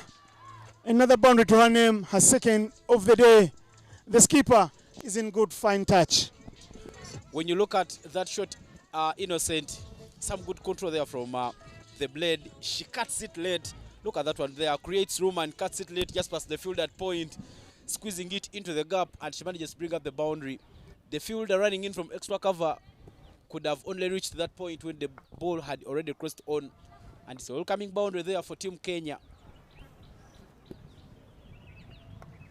Again, this time she goes the other way. Melvin Kagoitsa says, stay your end, hold fort. And look at the effort from Janet Macau. Diving not once but twice to make sure she's home safe and dry. Well, there'll be a little pain, but it won't hurt because at least she's still right there. Yeah, well, that ball was well fielded, that short fine leg. And if that throw was thrown right at Janet's end, there could have been a clear chance of a run out. But the ball first coming to the wicketkeeper's end gave Janet all the time to make her ground. Kenya will need to address those calls. Again, hit powerfully. There's a chase on in the deep. Very good ground fielding there. And the runs are cut off. That is superb effort in the field from Esther Richard. One thing I loved about Esther Richard in stopping that one, she took her time and got to the ball, made sure that she first collects it before focusing on throwing it. On some other time, you could see a fielder put under pressure and squanders that away. Good lines from Elizabeth Mapisa. And there in your frame, you can see the development manager of Cricket Uganda, talking cricket, of course, with the Princess. Princess has been the face of the tournament at all the post matches and the tosses. And Davis Runawe was coach at one time when the Princess was captain for the Victoria Pearls. So keeping the faith in each other. Yeah, many stories, many memories between those two. As we come to the end of the 18th over, scoreboard still reading 90-2. The target for Team Kenya should be thinking and focusing to see that they can get to those 3 digits. But more fans, that's the captain for the senior women's team of the Victoria Pearls, Janet Mbabazi, sitting right with her brother-in-law as they share a pizza, coming here to support the women in cricket. Beautiful shots, of course, from the production team. Been busy throughout the week, and they've earned every penny. The producer will be my friend after the tournament because he will have some money. But for now, it is Sylvia Frank who is back with the ball. She's already bowled 3.1 overs, conceding just 17 wicketless. But her figures, the economy has really been top-notch. She will be hoping for a good ending here for Team Malawi. That's in the air. Does she get a hold of it? No, she's not lucky. And this one is racing right to the boundary. Or does she stop it? Yes, she does. And they're coming back for the third. Oh, no. The guilty party is Elizabeth Mapisa. It's not the first time she's dropping a catch. She's dropped one earlier and almost took her head off. As we see that Sierra Leonean dugout, they have come out in full gear supporting Malawi. When you're an underdog, you always have fans. But I think the issue for Mapisa is that when she's going for the catch, she's not removing the cape, meaning there is some obstruction under the anticipation and judgment. She's been running off very quickly, going in for the catch, and in the end, just missing 2 drops for her. And in that one, she felt dejected. Instead of recovering and collecting the ball, throw it in quickly. It could have costed them if there was too much power from the shot, if that had gone all the way to the boundary. But in the end, she cuts that off and she's changed the fielding position, now moving away from Longo on and going to cow corner. Hitting it very hard there. I like the reaction from Malawi team captain there, Favor Piliesi, and the coach Kyle, immediately changing the fielding position, bringing in here Winnie Matabwa to take those catches along on, but they've been coming through quickly, traveling very fast. There's one now. When it's not your day, they do very nicely. This time around, there's recovery from the younger Mapisa. I tell you, Innocent, if it is a day for the ball to follow, it can come everywhere. She moves from Longo on and goes to cow corner, and still the ball comes to that area. But beautiful anticipation and judgment, cutting that one off very nicely, resulting into a single. Final ball of the over, an inside-out shot, just doesn't carry to the captain. Not a very good technique there from her, but she will have work to do, retrieving that one and cutting off the boundary. And that double brings the end to the over. And with the spell of Sophia Frank, she's given out 24 runs in her 4 overs, wicketless. But at the end of the 19th, 97-2 is the score here at Entebbe Cricket Oval. If you look at the context of things, Ivan, the game has lived up to its billing. The calls from Davis Karashani and Naomi Kayondo. Davis, of course, saying the 90-run region, and Naomi Kayondo saying the 110 region. So you feel that the commentators have had a clear understanding of the conditions of the pitch and the strengths of the team. Melvin Kagoisa right there at the very end with Janet Macau, 2 seasoned campaigners for Team Kenya, done the work at the senior level, have got a little job here to do, get their team over the line with the ball and with the bat. But for now, it's with the bat. Macau Nfenya on 17 and Kagoisa on 18. Final over. Esther Richard.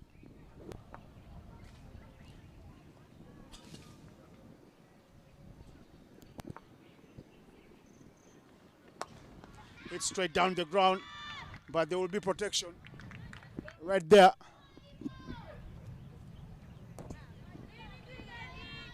Yeah, Esther Richard coming to bowl the final over of the innings. She has 6 wickets in this tournament from 3 innings. Second on the chart behind Teresa Tommy, who has 7. You look at her economy, 3.50. She has not been going for many. She will be just hoping that she doesn't concede the boundary, and 2 more runs for Kenya to reach the magical 3 figures. Those will be wilds, unnecessary, uncalled for. They'll help them inch ever close to those 3 coveted figures. 99 for 2. Kenya have not given away the wickets. They have looked after the wicket column. That's why they've been able to explode at the back end of the innings. You should feel that they've gone about their tactics nicely, Team Kenya. Now they need runs at the very end. And what you can see, Ivan, the scoreboard will clearly tell you that at the halfway stage, Kenya had 42 runs. So, and the next 9 overs, they have picked up some useful runs to reach 99. 57 runs in the next 9 overs after scoring 42 in the first. I think, Innocent, one thing that has worked out for Team Kenya is that they have taken care of the wickets column. They haven't lost many. Every time the batters stick in and get to those partnerships, they keep the team going.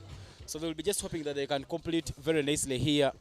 5 more deliveries to play. If they can maximize and pick 1 or 2 boundaries, get close to the 110, 112, maybe they will have something to bowl at. Kenya have also been bowling quite many extras, so they should be hoping that they get enough runs so that when they come to field, they don't have too much pressure. 99 for 2 after 19.1. Those are the voices in the comms box right now. Yours truly, right there. And yours sincerely. But we are coming to the end of the medical break. Melvin Kagoitsa 18 off 13 and Jedeti Makau 18 off 18. The Kenyan batters have all made sure that they score on a strike rate slightly above 100, making sure that they get some more runs. And as we get done with the medical break, we will be returning back with the action. Esther Richard still hunting for the first wicket, but she has not gone for many, Innocent. Yeah, 11 in her 3.1. Esther Richard woke up this morning as the leading wicket taker of the tournament. But Teresa Tommy picked up 3 wickets in the morning. I beg your pardon, 4 wickets to move to 7. Now Esther Richard is being milked here for boundaries, and she's stuck on 6 wickets. Well, that boundary will take Kenya into the 3 magical figures. 103 for 2. That's bowling into the pads of Melvin Kago. It's a whole wipes it away. Backward of the square. That's the shot there in your replay.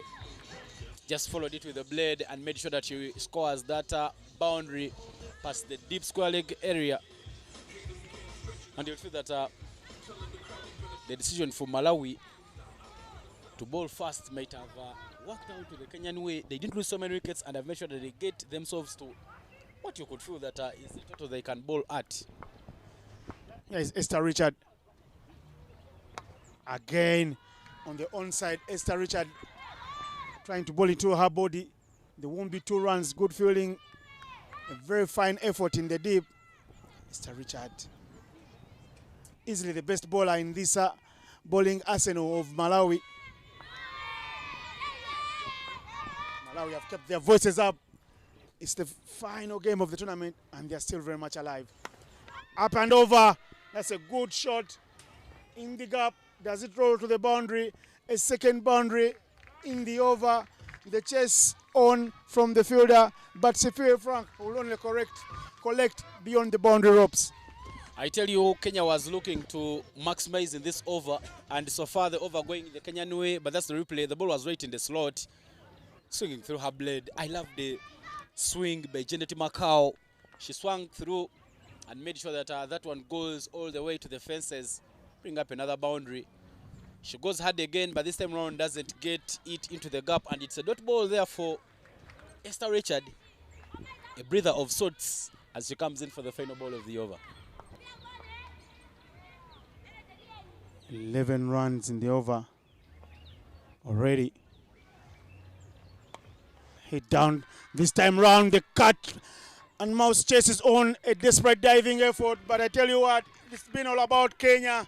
And Naomi Kayondo, one of the commentators here, gets the prediction right. She called 110 and they get 112 with that hit.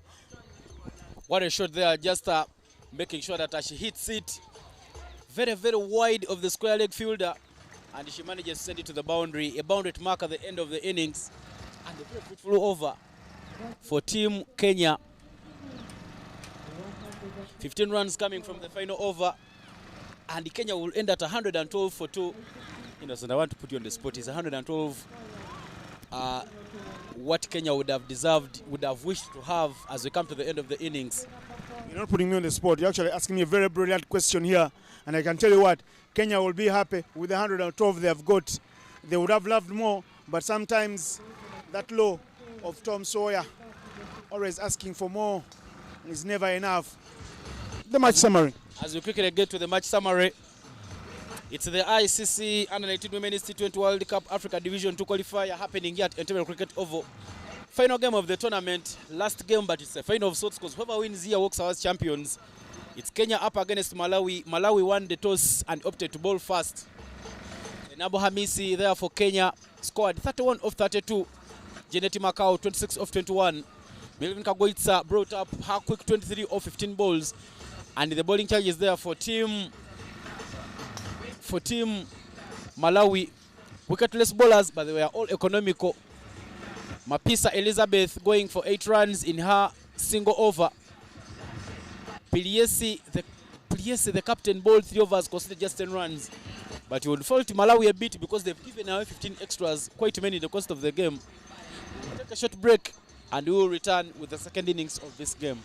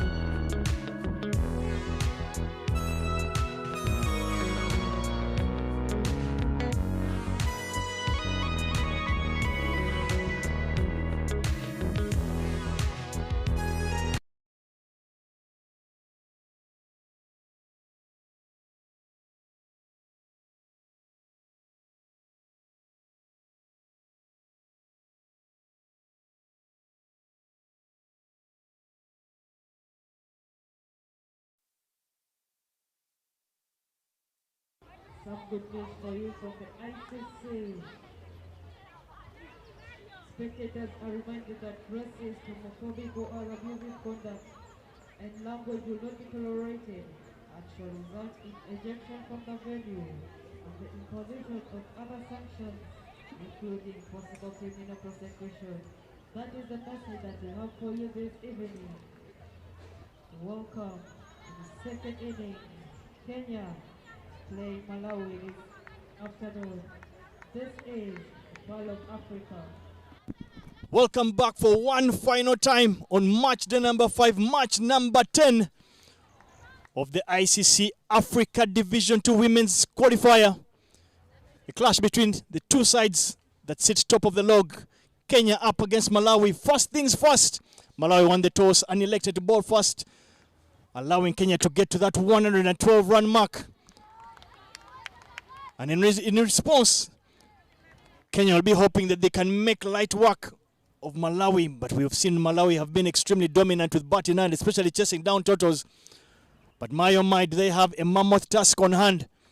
They are ever going to hand down that 113 runs and retain the trophy that they won a couple of years back and pick up a 4th victory against Kenya. Starting proceedings off is Nazarene Oloch, left arm medium pace bowler, starting off from that golf course end. And the Malawi run chase is already underway. It's Angela, the very handy wicketkeeper with batting hand. She was the leader of the symphony earlier on while they took the field. Malawi is underway, 1 for no loss after 1. Opening the batting is Angela alongside Sefiwe Frank. Been another formidable opening pair.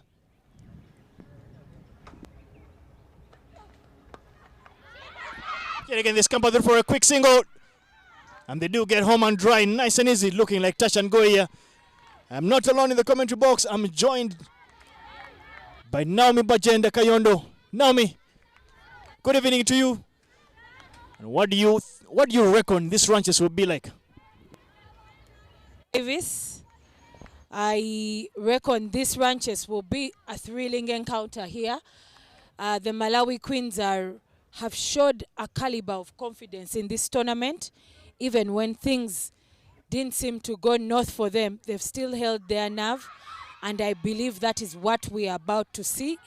I feel like the Kenyans will keep their momentum up, but even the Malawi Queens will slowly and in a subtle way try to chase this 113 runs. Well, you've heard it there from the former Victoria Pulse captain, Naomi Bagenda Kayondo, who literally got that earlier prediction spot on. She predicted Kenya would get to 110.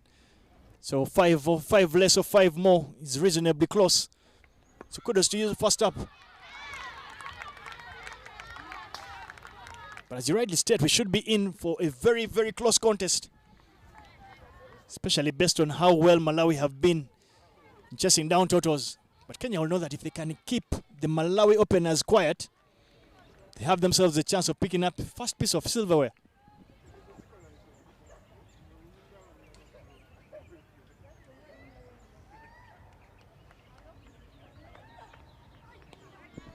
Slightly short delivery, this time ball a bit too straight from Nazarene. That is adjudged as wide. I like the intent there from the young wicketkeeper Angela. She literally threw the kitchen sink at it. Angela is no mean feat with the bat. We have seen her hold for Team Mozambique. She picked up for Malawi. She picked up player of the match. But in your frame there is the captain, current captain of the Victoria Pulse, Janet Mbabazi, who is also not a mean feat with the bat. She holds it up for Uganda, opening the batting for Uganda. So it's nice to see that a couple of fans have come down here in Entebbe to watch this quality game of cricket displayed by the under-19 girls. Let me just take you back, of course, looking at Janet Mbabazi in that frame. It's good to see that she's actually eating a cookie. You know, last time I checked, a lot of elite athletes, they try and avoid eating that kind of stuff, but it's good to see that once in a while, especially on a particular Saturday, you're allowed to take some, what you'd call dessert, and some, allow your sugar nuts to actually enjoy themselves. A treat of sorts.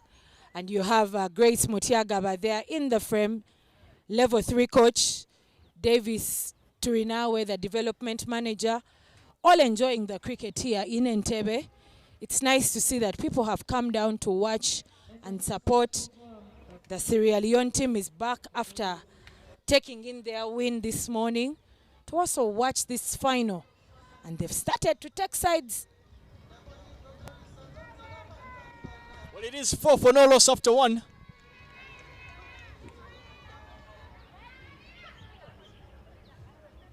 Coming from the airport end, Mario comes to deliver the second over.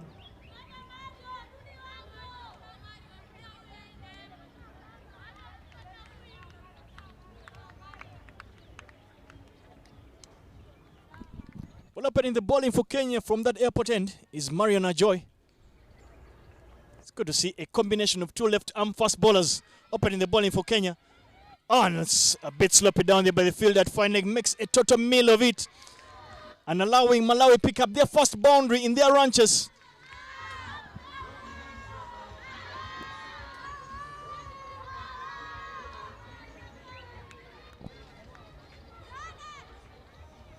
For the replay, she delivers that still in the body line. And Angela will be happy to work that down to the fine leg region. And with any fumble, just like we have seen there, that much needed and much celebrated boundary coming through for Malawi. Drop and run yet again, and this time yet again the Malawians continuing to pick up those singles. Good cricket there, really following up a boundary with a single. That allows them to keep that scoreboard ticking. Now we are speaking about the aspect and the fact that Kenya opened with 2 left-arm fast bowlers. Great tactic. We understand just how well, especially if the left-arm seamers are able to bring the ball back into the right-handers, how problematic they can be for top-order batters. Yes, Davis, well said there. It's important that, that consistency is in. But the umpire then asks Marion to wait just a bit so that Sifiwe is, ready to face that ball.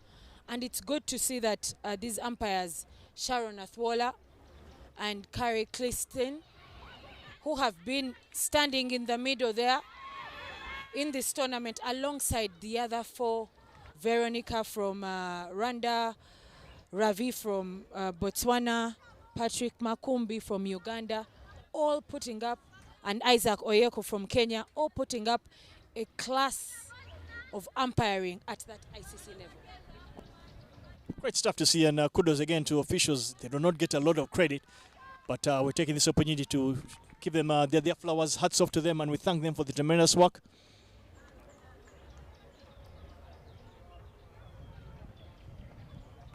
Very well ball yet again from Marion. As I said, it's that ability to be able to swing the ball into the right handers. We've seen her struggle a little bit. She bowled a bit too straight and was being clipped down to her fine leg. But it's good to see she's changed a bit of her line of attack and taken it slightly outside of stump and managed to pick up a dot ball.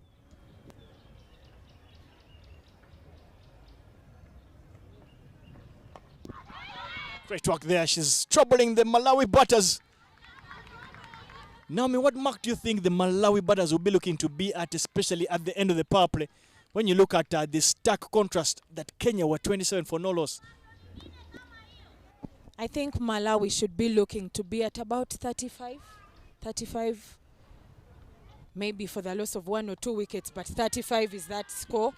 And sounds like Angela had me say that because she works that short delivery onto the leg side, playing it behind the square, and they also get that much needed boundary in the second over.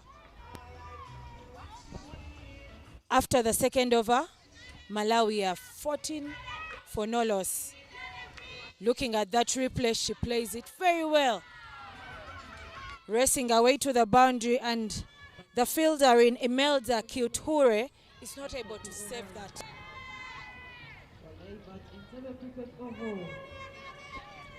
Well, Melvin continues to, can see she's ringing in the changes, especially in the field set, but looking at the replay there, hangs back on that back foot there. Angela passes on those short deliveries, picking up boundaries. And Malawi would be happy so far with the returns they've gotten in the 2 overs they've faced.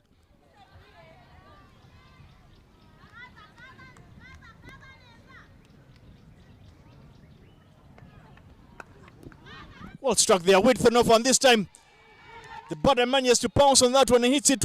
Work to do for the fielder at covers. And Melvin keeps it to just 2 runs. Good to see that the intent from the Malawi batters is actually on display here. Sifiwe moves into that one very well, getting her body just behind that ball and striking it very well between point and covers. And they comfortably take those 2 runs to the delight of the Malawi dugout.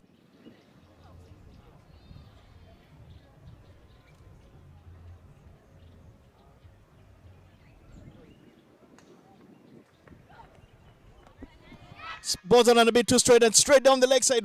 Runs on offer yet again. And the extras column is continuing to tick here. The Kenyans have been guilty for bowling quite a number of extras in the tournament. They'll want to get their raiders on, especially in this top of the table clash, a game that has some silverware on offer.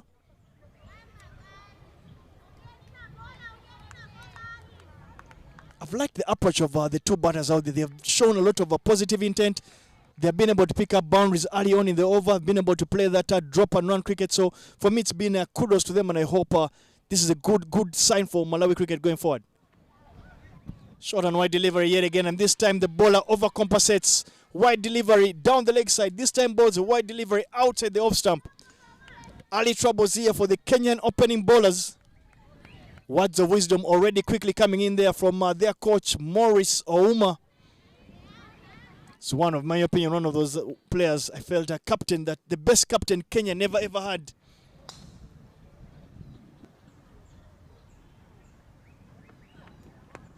Short and wide delivery yet again. But great work there by the 2 fielders there in that cover region, keeping it to just 1 run. Angela Lumbe, who has been known to be very patient on that wicket, cuts that one. And it is the quick running between the wickets that we are seeing here. But also, Zainabu just letting Nezarai know that, you know, she has to keep delivering that run, that straight line. Now, I want to pick your mind, especially as a former Victoria Pulse captain. When you look at where the boundaries have actually been coming for Malawi, would you be tempted to bring the 3rd man and fine leg in the field and perhaps get a slightly maybe extra cover of sorts? Run out opportunity, but obviously not taken. Would you be tempted to change the field, especially when you look at the fact that the batters from Malawi are looking to score a square of the wicket? Well, that would be a good plan, but the challenge is that the bowler is not exactly consistent on that offside. So with that delivery on the leg side, I mean, working them down the leg is quite easy for the Malawi Queens. So it's a dicey situation there. Well, you would need to protect that offside, but even very many runs are, you know, being scored on the onside and behind the square.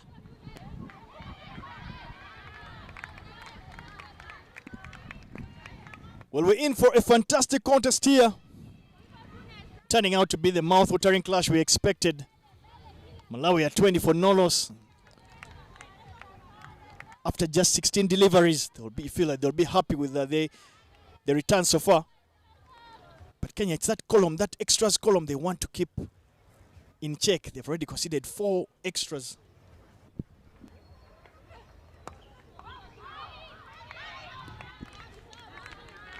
See it straight to the fielder there. Well, a quick statistic is that Kenya have actually bowled 42 extras already in the tournament. And actually 3 matches, I'm corrected. That will be a column and a point of contention for Maurice Ouma to look to try and now work on the ladies as they prepare to get into that Division 1 tournament that will be happening in Tanzania later in the year.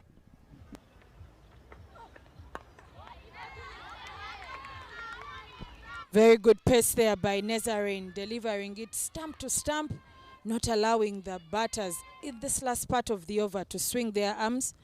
But closing off the 3rd over, Malawi are 20 for no loss.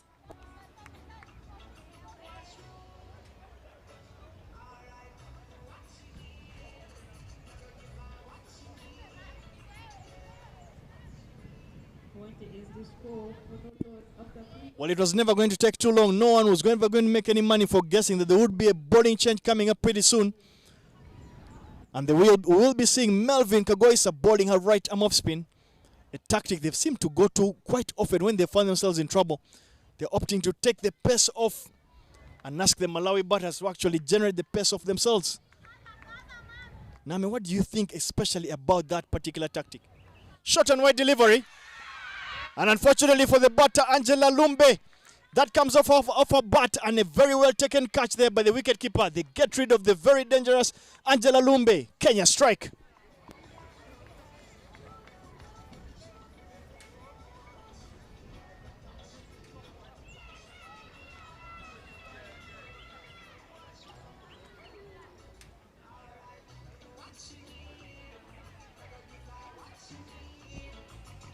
For the replay, the captain starts that off, but Angela had not quickly adjusted to that slower delivery.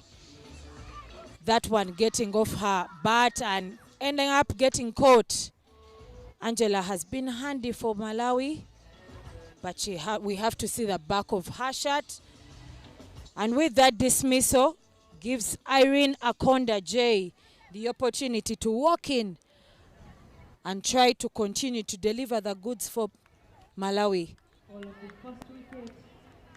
20 is the score for one. Well, Melvin Kagoisa strikes with a first delivery of asking. Leading from the front yet again, but in walks Irene Akonda Joseph, walks in at one drop. She'll need to play an inning of her life to get her team over the line. Starts off with a dot ball. Now again, I was picking your brain about the bowling change, the option to take pace off against Malawi, who seem to thrive a lot off the pace bowling. Davidson, I was just saying that there's going to be more work to be done, because now with that cutting off the pace, the Malawians are now asked to actually power and middle these balls. They've been able to work away those that are on the leg, but anything middle and off, they're going to have to hit that ball with a lot more energy, which we might not have seen in the 4-match days, but everything here to see in this final game of the ICC Under-19 Women's T20 World Cup Africa Division 2. Well, half chance goes back in there. Bit of a leading edge. But fortunately for Irene, she's not only off the mark, but you feel that she's probably survived what could have been a half chance. But that option of taking the pace off is already causing trouble for Malawi. Not only have they lost a wicket, but they seem to be stuck in terms of getting runs. But with the dot balls yet again brings an end to a very successful over for Kenya. Malawi 21 for 1 after 4.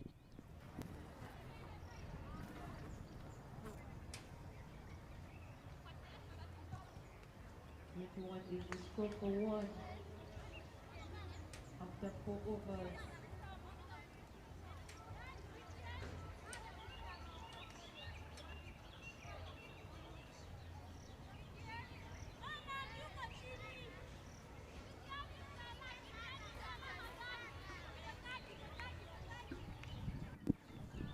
Well, Melvin continues to ring in the changes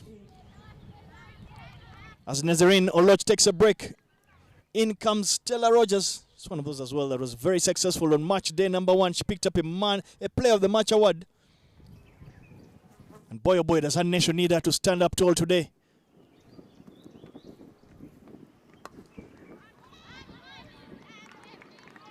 I've liked the fact that she bowls very full and straight.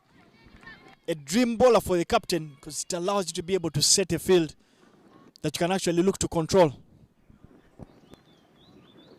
Davis, when she picked that player of the match award, and I just interviewed her about how she was able to get to that point, she really told me that her coach and her teammates just kept telling her to deliver straight, and we see her doing exactly that, really keeping it stump to stump.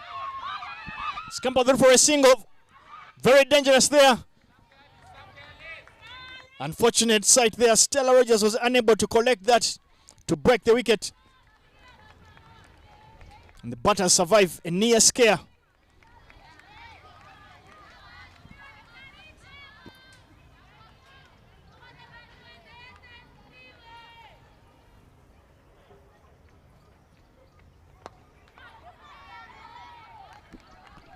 Turning out to be fantastic 2 overs here. Good passage of play here. 2 overs where Kenya have actually picked up a wicket, but also not gone for many runs. Retaining control of this attempt to defend. Scamper there for yet another single. It's been a while since Malawi got a boundary. They would want to make sure they do not fall too far behind the required rate. That tactic that Melvin has employed of bringing herself in and bringing Stella Rogers in, cutting that pace, has gotten the Queens from Blantyre into an uncomfortable position. You can see them trying to hit that ball hard, but it's not the kind of groove that we have seen them operating in successfully. But this time, to get that much needed result, they will have to do that and more. Closing off the 5th over, Malawi are 23 runs for the loss of 1 wicket.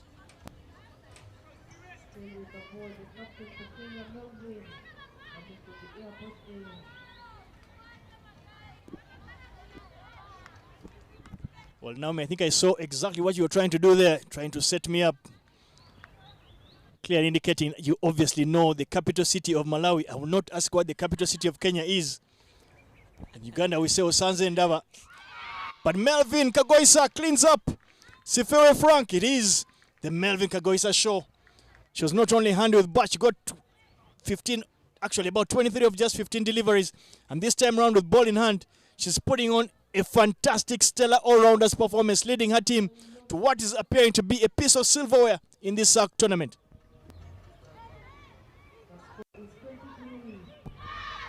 The replay there, she delivers that one very straight, and that attempt to go across the line sends Sifiwe back into the dugout. And with that dismissal, Caroline walks in. Caroline Mangulama walks in to join Irina Konda, who is also just on 2 runs of 8 balls, to try and build a partnership to be able to get Malawi across the line.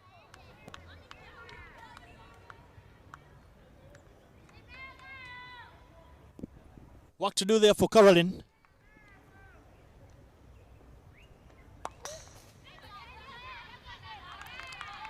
As Melvin continues to stitch together a couple of dot deliveries, fortunately for her, she's actually penetrating and making headway.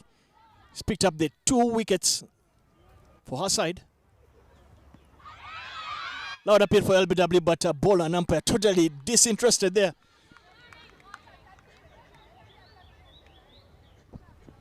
Davis, we've seen Melvin lead from the front, and the last time that I interviewed her at the second player of the match award she got, she mentioned that she feels that as a captain, she can only communicate her messages by actually doing what she's asking the other players to do. So with the bat, we've seen her deliver, even with the ball breaking through for her team. It makes it easier to ask, other bowlers to pick the wickets or bowl tidy lines. It is all happening here between the 22 yards of the Entebbe cricket oval on match day number 5, match number 10. But as scampering through for singles and doubles, some not exactly there. But yeah, Naomi, you're right. I think for me, Melvin is spot on that one. It's easier for a captain to lead a team if they're leading from the front. Speaking about leading from the front, she's cleaning up Malawi. She's causing all the damage and havoc here. She's doing the hard work herself. She's picked up 3 in just under, it's actually 2 overs, a 12 delivery. She's bowled. Now, I did mention earlier, we simply are living in the Melvin Kagoisa show. Malawi find themselves in a spot of bother. The wheels are coming off. 24 for 3 after 6.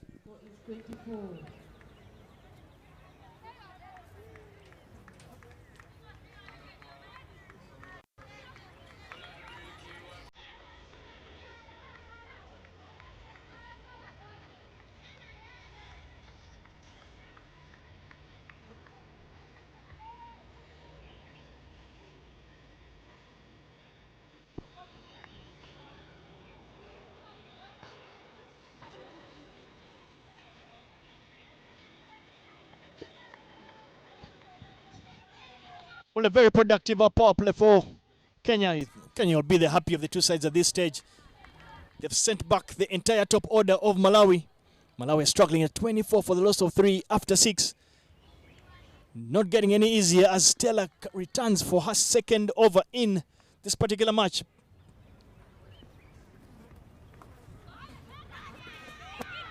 The batter scampered through.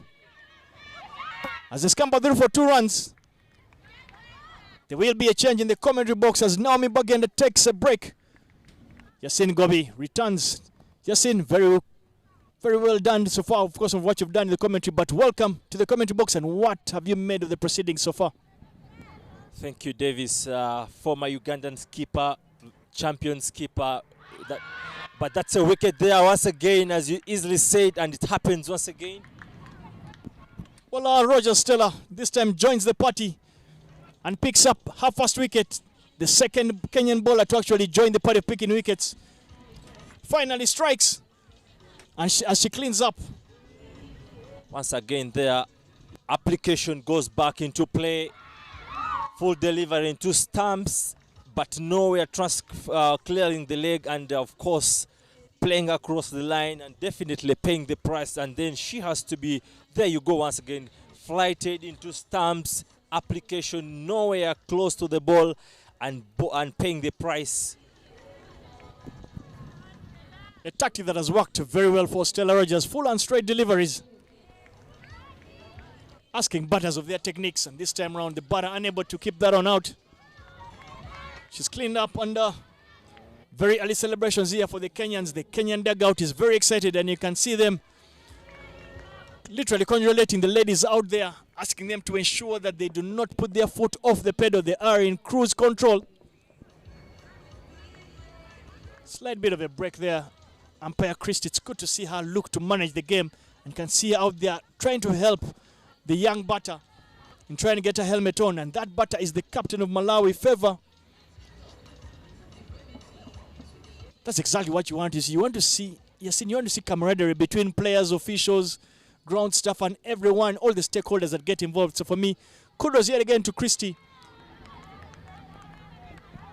There I go, the Kenyan camp there, Baja there, Ouma there, very legendary for the Kenyan cricket there, and the youngster, of course, we're speaking about the Yellows, the famous that moved from Zimbabwe, seriously praising. But back to the cricket here.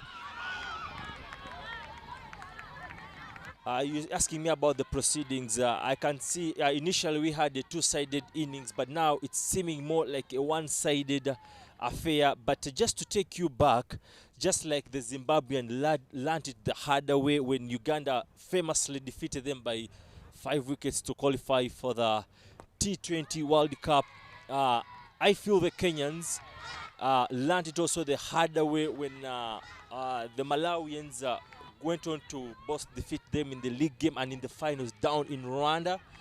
So when you hear Maurice Ouma's presser there in the captain's presser, but there's a no ball there from the Kenyans. When asked about the benchmarks to mark their wins in this tournament, he said that they're here to play a simple brand of cricket. But when you see the kind of cricket they're playing, actually it's not simple, it's dominant cricket. But that is simply to sort of blanket the pressure off the Kenyan side and just allow the girls to play the cricket. Talking about the allowing the girls play the cricket yet again, Stella Rogers hits the bullseye. But it doesn't matter much because it was a free hit. So speaking about those remarks from the Kenyan coach, Maurice Ouma, obviously he will know that he has a sense of humility in him. He'll know that Kenya obviously were very dominant on the continent. They have recently fallen on some very difficult times. But they'll know they want to quickly get back to where they feel they belong, at least in the Division 1 category on the continent. So they want to quickly get out of this division, and this time round we'll be looking and hoping to ensure that they stay in the Division 1 on the continent.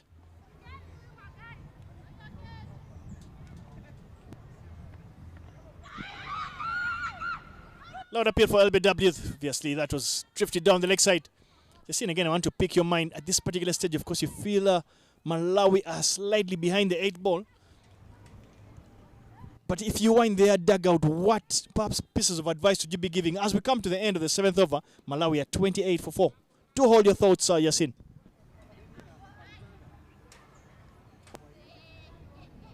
28 is the score for the loss of 4 wickets after 7 overs. Well, in your frame there slightly earlier was the dugout, but not just the dugout, but it was the team that have flown here from Sierra Leone. I feel for me they have been the find of the tournament. The brand of cricket that they played just gives its testament to the amount of a good coaching, you'd say, that they seem to be receiving. And they seem to be like a team or a nation that are clearly on the rise on the continent. Melvin Kagoisa doing the right thing and going ahead to front load herself. She knows that her team are in control of this one. They'll know that if they can pick up 1 or 2 extra wickets here, they'll be able to make light work of the rest of their tail from Malawi. Loud appeal for LBW, and yes, it is. The commentator's cast strikes. Melvin Kagoisa gets rid of her opposite number. She cleans up Favor without much trouble. Favor's only gone for 1 run off 7 deliveries. Malawi have lost half their side. As I said earlier on, this is seeming more like a one-sided affair, more than we had anticipated earlier on, but that the celebrations tell you a lot. The Kenyans continuously keeping everything nice and easy, bowling into stumps, and of course paying the price. The celebration, there you go. Just earlier on, you asked me about the advice you'd put on the Malawians. We just look back at the Kenyan first earlier innings at 15 overs. They were still 70 for 2. You'd think they were out of the game, but again, the two most experienced batters, Janet Macau and Melvin herself, coming in late to get on the surge and getting them 113. So the trick is just try to play yourselves through the game, other than leaving out 7-8 overs. Very well said there, Yasin. Well, some words of wisdom being shared out here to all those that are listening and watching this particular broadcast.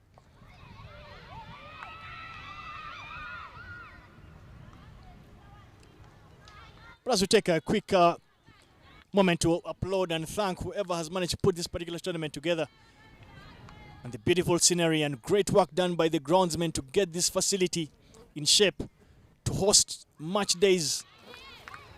To host actually 10 matches. We only had 1 game that was washed out. So kudos to them that have been able to actually ensure that we do have a great cricket tournament, and not just a great, but a very exciting tournament for the youngsters, future stars they are. Beam of sorts, and that is adjudged as a no ball. Free hit will be coming up. Speaking about the bad times happening down in Kenya cricket, and then Uganda unveils a legendary Kenyan starman in Steve Tikolo with a 3-year contract. What are your expectations?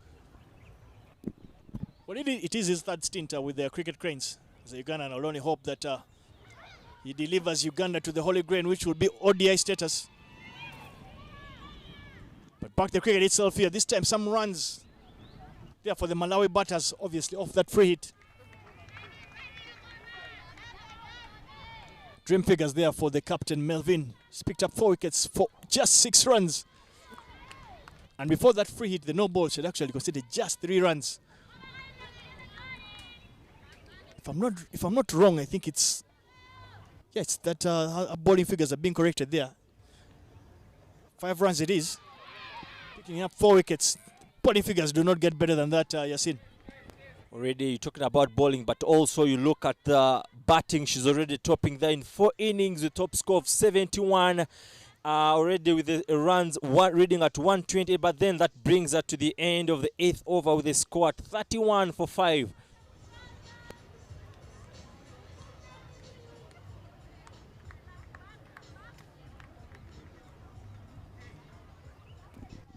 Stella Rogers will continue to operate from that golf club end. She's actually been very mighty in her spell. She's gone for just 6 in her 2 overs. Just get a feeling you're seeing Kenya just simply looking to make light work of this attempted run chase, and continue to strangle in terms of restricting any runs from the Malawi batters. But more importantly for me, it's something I've said from the start of the tournament. It's good to see the youngsters out there enjoying themselves and not having too much pressure exerted on them.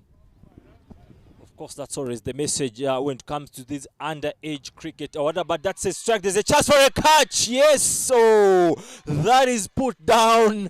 That is put down. Bit of an interesting side there. I think umpires will have to come in there. Not too sure if the catch was completed and if she was in control of that one.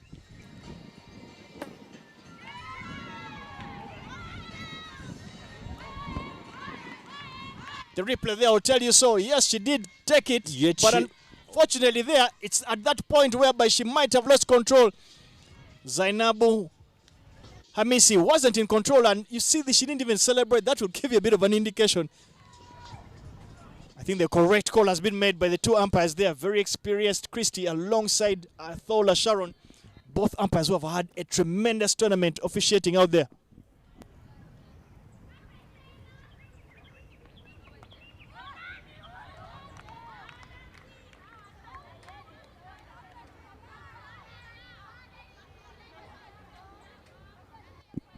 Well, as the curtain comes down in this particular tournament, it's been one that's been fantastic, but more important, the two sides that will go into the next round, Malawi and Kenya, will know that they have their work cut out.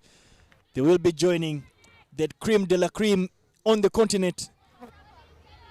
It's been a contention. They're not too sure if Zimbabwe will be in that tournament, but Zimbabwe, Tanzania, Namibia, Uganda, Rwanda, and Namibia, those are the cream de la cream alongside Nigeria. Run out opportunity there.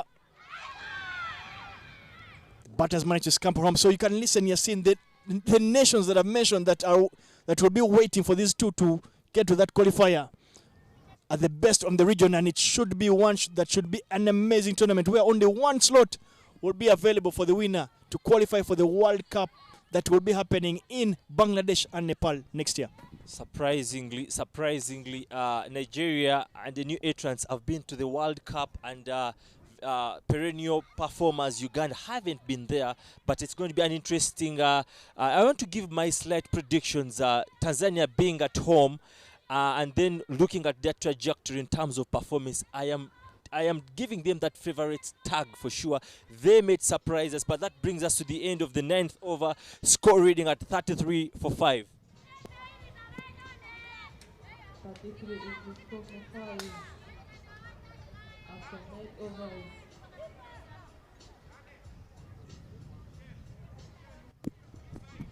Well, as Melvin takes a break, interesting that she's taken a break, especially because she had 1 over to go.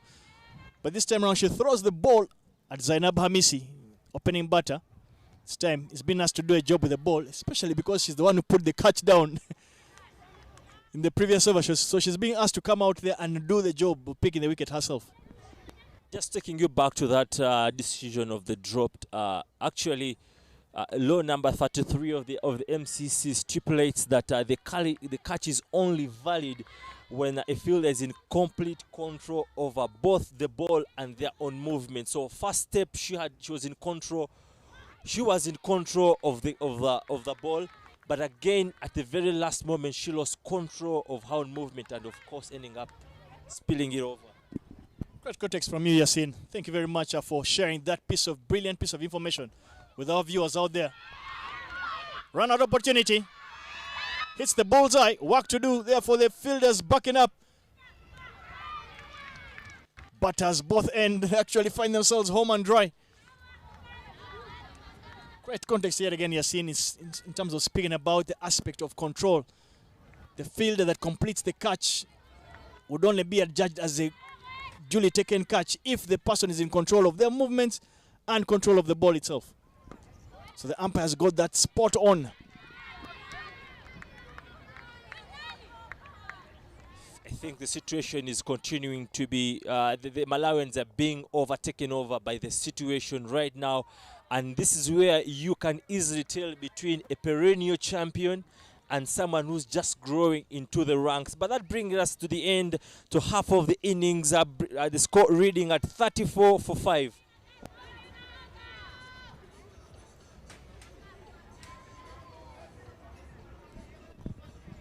Well, after 10 overs of the Malawi inning, in your frame there we saw the beautiful pieces of silverware, the trophies that will go to the winner, and a couple of the individual performances. Done exceptionally well in the tournament. It's been a 7-day tournament, but 5 match days have brought in exhilarating cricket.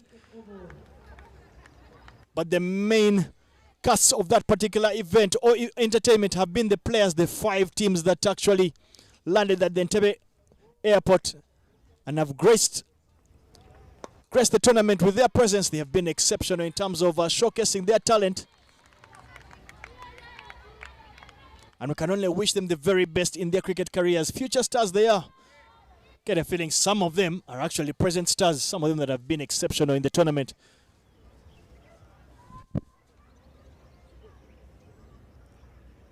But the youngster Tamba gets a first opportunity with ball in hand. She's bowling at a decent pace. But what a good time to bowl, especially when the opposition have lost half their side. Good time to bowl, not much pressure. The required run rate has already skyrocketed. Malawi requiring around that 80-run mark. They're struggling to get out of any game. Run out opportunity, the batter scampers through, but the non-striker is disinterested. An easy run out completed there by Kenya. Malawi lose their 6th.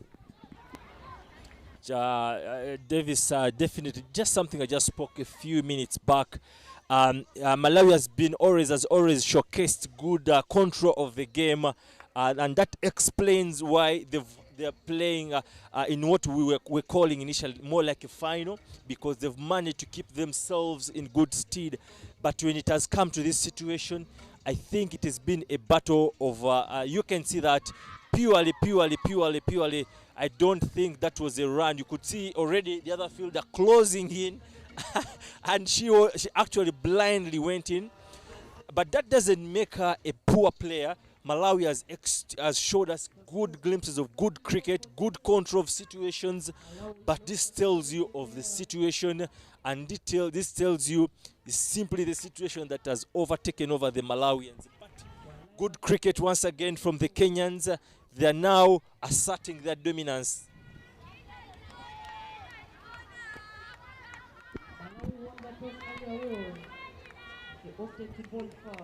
Well, we continue to showcase and actually thank the main cast of this form of entertainment. The 5 match days have actually been led by the five players from the 5 nations: Malawi, Kenya, Sierra Leone, Cameroon and Mozambique are the nations that flew to the Pearl of Africa to partake in this particular tournament.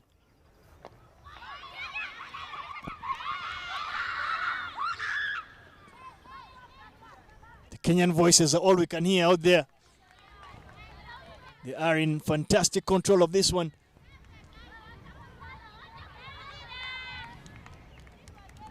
Cricket, of course, commonly known as a game born by the English.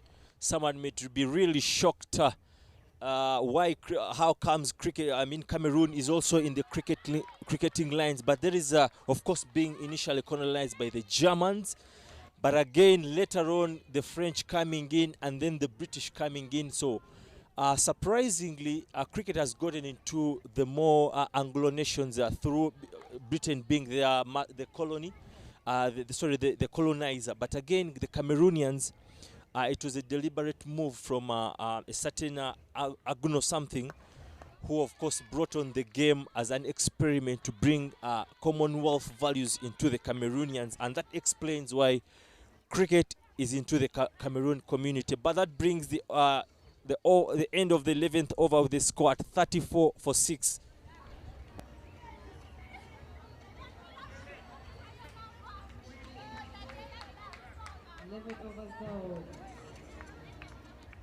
The score is 34 for 6.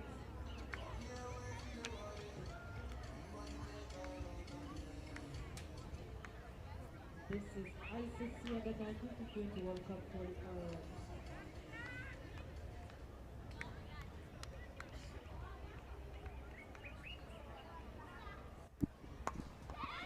As Zainab continues to operate from that airport end, at first time of asking in her second over, first ball of her second over, she picks up a wicket. A prize wicket of Esther Richard. And the opening batter this time round gets delight with ball in hand, as the wheels have totally come off here for Malawi. And it will not be fourth time lucky of getting the better of Kenya. The Kenyans will know that they finally have their that mojo off themselves. There you go once again, a straight tossed up in the air and just gifting that straight catch down to the bowler. And once again, the Kenyans continuing to dominate and continuing to assert themselves onto victory in this particular game.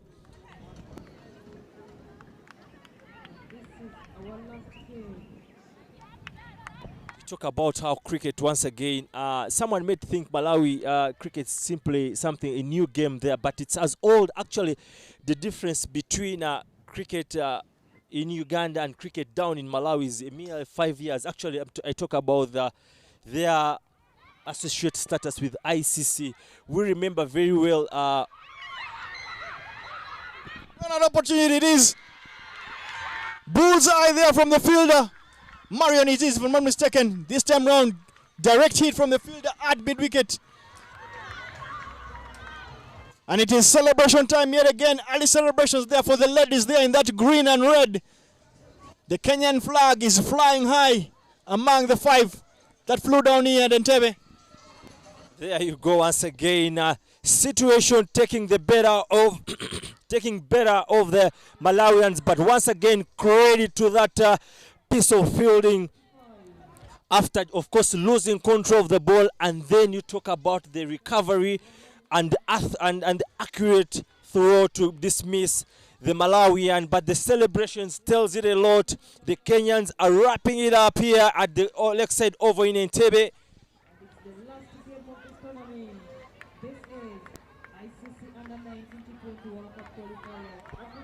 We very well, Karashan, you remember initially we had the East African team. Now just around the 19 so World Cup, where the East African community was preparing, which composed of the Kenyan, Tanzania and Uganda. Then the Kenyans deciding to pull out. So that's what brought in the Central African, that was Malawi and Zambia. So that's how, as early as Malawi joining that East and Central African team that participated in the World Cup, actually their first game being against the Netherlands in Denmark. So they have a pretty rich history when it comes to the cricket. Well, Yasin giving out some bits of history gives an indication of how old he is.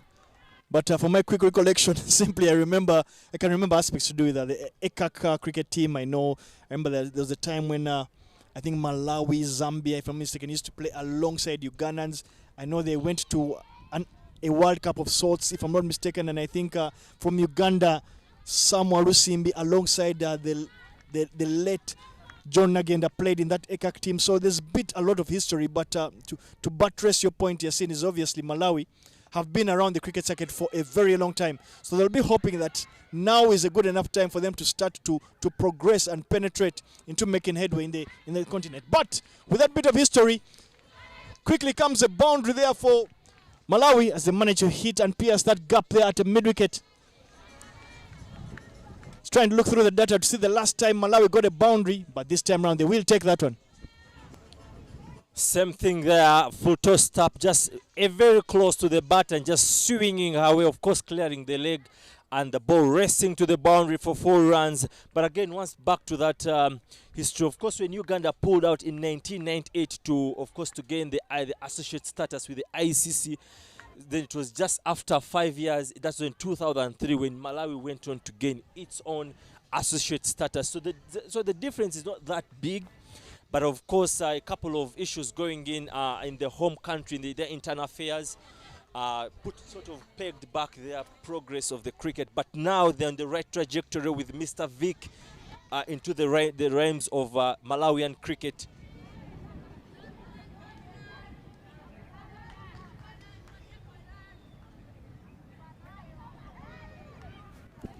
You speak about, if I remember right, I think a gentleman, unfortunately, is deceased. I think John played such a fantastic role in Malawi cricket. But here again, Zainabu Hamisi picks up another wicket.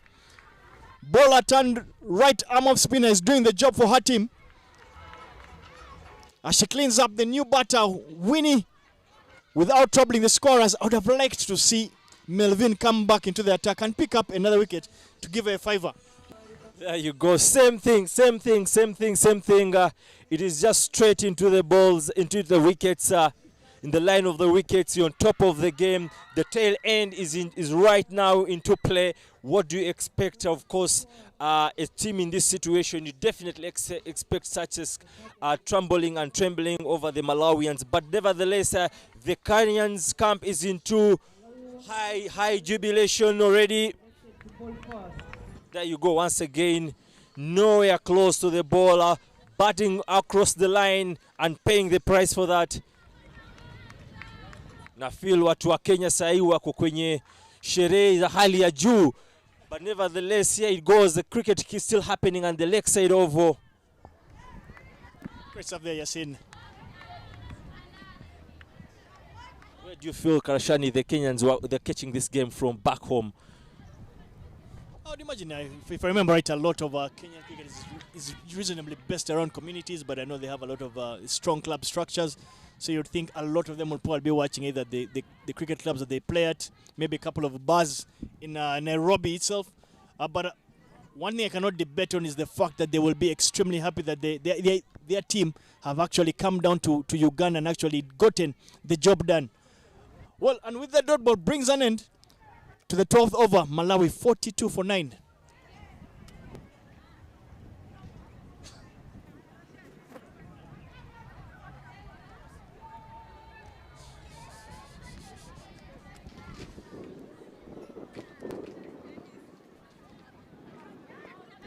Well, interesting statistic here. I'll tell you that of the 9 wickets that have fallen, all 9 wickets have fallen to slow bowling. So fantastic tactics there from Melvin and Morris Ouma in the dugout to ensure that they took all the pace off. And that's where all the trouble started for Malawi.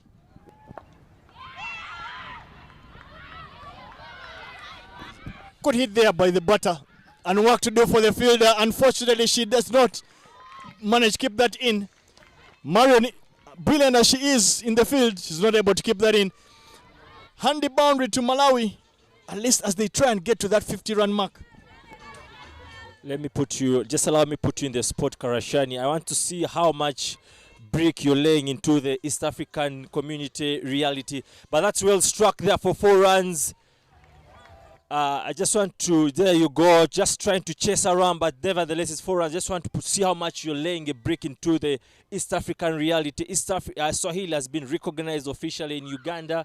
So I just want you to send that message to the Kenyans watching the games in whatever place you spoke about. I just want you to send that message that Kenya is on top. Just quote this statement, Kenya is on top, and anytime they're winning in Swahili. There's something wrong with my microphone, but just to let you know, my Kiswahili bando may not be that great, but what I know is that the Kenyans will be muzuri sana. The fact that they are doing this well to pick up a piece of silverware. But to our Kenyan viewers out there, Mambo VP, I wish you the very best. And you Kenyan girls have come to Uganda and done an exceptional job of picking up this piece of silverware. They're just 1 wicket away. I wish you can just put that. Your girls are almost in Swahili. That very last moment would make the icing on the cake. At this point, let me keep to the cricket that is actually happening on the field. But please go ahead, Yasin. Please send the shout-outs to them. They do deserve them. Watu wa Kenya, asante sana kwa kuendelea kwa kufatiza timu yenu hapa kwenye Entebbe Cricket Oval. Well, Yasin, you've said exactly what I would have said. But yet again, this time round, the batter manages to hit that to mid-wicket. But fantastic effort for Marion, still putting her body on the line for her team. Keeps it to just 1 run. It's good to see the ladies out there enjoy themselves. They know they are on the brink of something special here. Tafadhali watu wa Kenya, mtairisheni wasichana wenyu biriani, kwa sababu wakija lazima wapate biriani tamtamu. Lakini but as the cricket continues here, the leg side over score is 47 for 9 after 12.5. The Kenyans 1 wicket away from victory.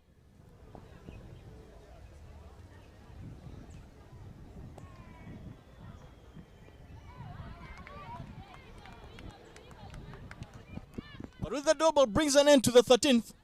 And Malawi are struggling at 47 for 9.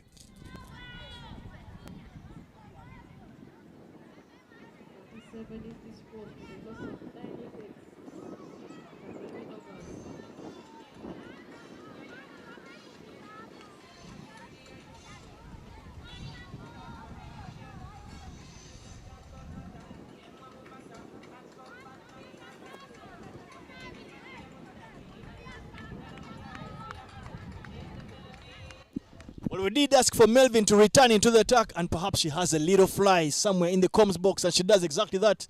A chance for her to pick up a fiver.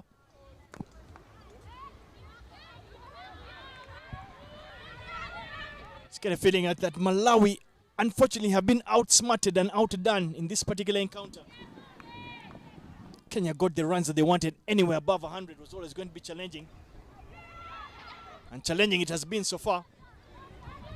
Attempting to scamper through for a second. Get them home and dry.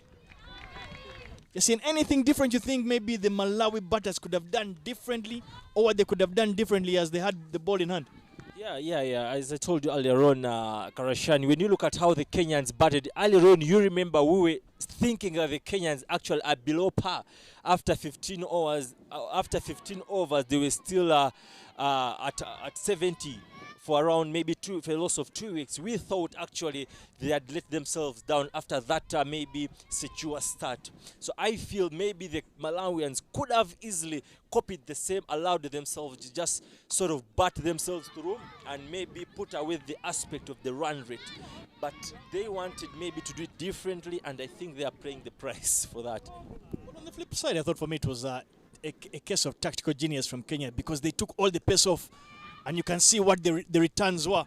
Once they took the pace off, that's when the difficult questions came in for Malawi, which questions did not receive not many answers. Hence the position that Malawi unfortunately find themselves into at 49 for 9, with just under 14 overs being bowled.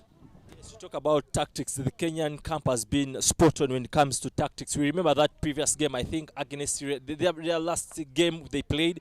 It was a reduced game. It was drained earlier on, and that day we had the game washed out. So their game was washed. So it had a reduced game, and the Kenyans deciding to bowl first against a weaker side, and then going on to just make the game very easy. But that closes the over after 14 with a score at 50 for 9. A very good-looking dugout there. The Kenyan dugout, they'll know that they're in a very comfortable position at this stage, with Malawi finances at 50 for 9, with just 36 deliveries to go. Maurice Ouma will know that he's gotten the job done in this particular one, and will quickly need to start preparing for the next stage. Brilliantly swept there in front of square. For a single.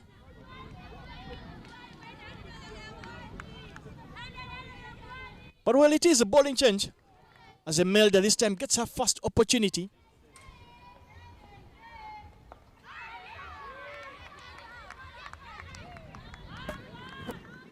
Great to see opportunities being given to a lot of the players. They know that they need to try and test and keep the rest of the players in rich fine form as they prepare to try and get into that Division 1 and not just make up the numbers.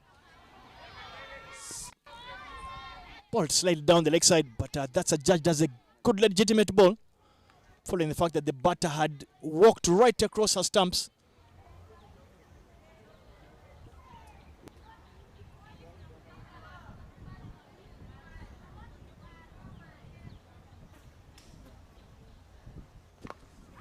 Very well ball there by the young Imelda. Gives it a bit of air. Of course, trying to tempt the batters at this stage. They'll know that the batters may not be looking to take too many risks. Mid-on and mid-off up in the ring.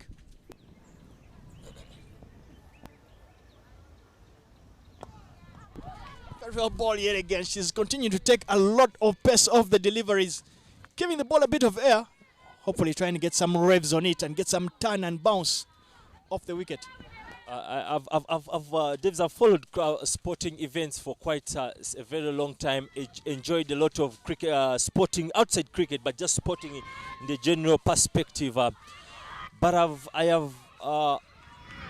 there's a chance for a runner. But I've enjoyed this particular one, and I feel it will stick in my mind for a pretty long time. It's the Magical Kenya Golf Open that just happened in the current country club just in Feb here. On the closing ceremony, of course, the president being there, but beyond that, the Kenya Airlines plane flying around the closing ceremony. And what do you take of that moment as we get to the end of the 15th over with the squad, 53 after 9? I thought that is fantastic, but you also need to understand that sport has become not just about sport, but it's become an event of sorts. So there's a lot of stuff that gets merged, and people like to sink a lot of things behind sport itself. You speak about that tournament, that the golf tournament happened at Karen. Are you aware that right now the World Rally Championship is actually happening in Kenya as well? And the Safari Rally is actually happening. So the fact that they drive through the national parks, they have close proximity to not just the animals, but to that whole experience of the wildlife. It just gives you, it is an indication to the testament that sports events today have gone beyond what was conventional, traditionally, just the sports aspect, but they have gone into ensuring that it is a form of entertainment so that the fans and the spectators actually get a holistic, full experience of the event.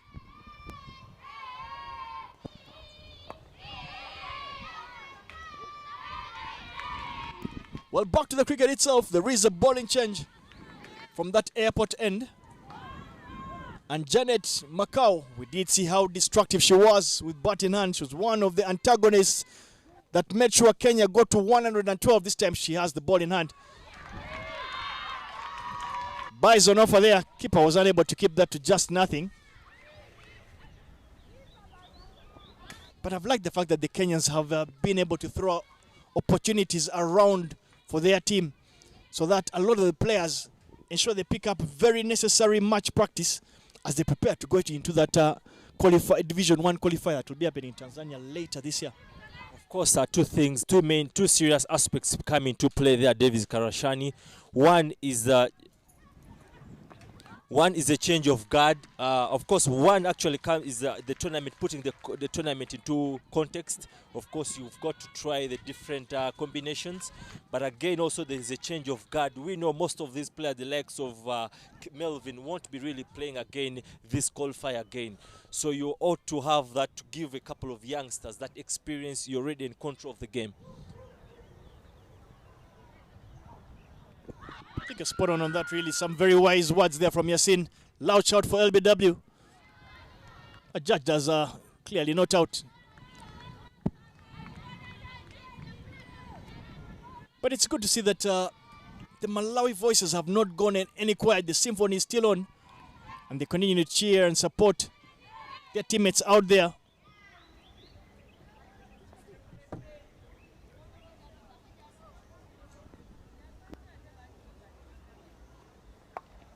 Short delivery it is. Width enough on the butter, throws the kitchen sink at it. Work to do for the fielder at point. Fielder is a tamba, manages to keep that to just 2 runs. Could he get short there from the youngster? Princess playing majestically, you would say. Yeah, our co-commentators, Magic Left, of course, Innocent Daula, were always bragging around with our co-commentator, Princess Naomi Bajenda. But here we are actually, she's a princess technically. She's a princess to Chief Nkunku down in Malawi. So here we have a princess, a reality, playing the good game of cricket. I feel the princess, our co-commentator will be feeling envy about that. But nevertheless, it brings the conclusion of the over with the squad 57 for 9. In your dugout there, the Malawi dugout in your frame, you can see that they have not lost their voices. It's good to see them enjoy themselves, smiles on offer. They'll know that they might have come slightly short today, but they'll know that they are a team that are on the upward trajectory.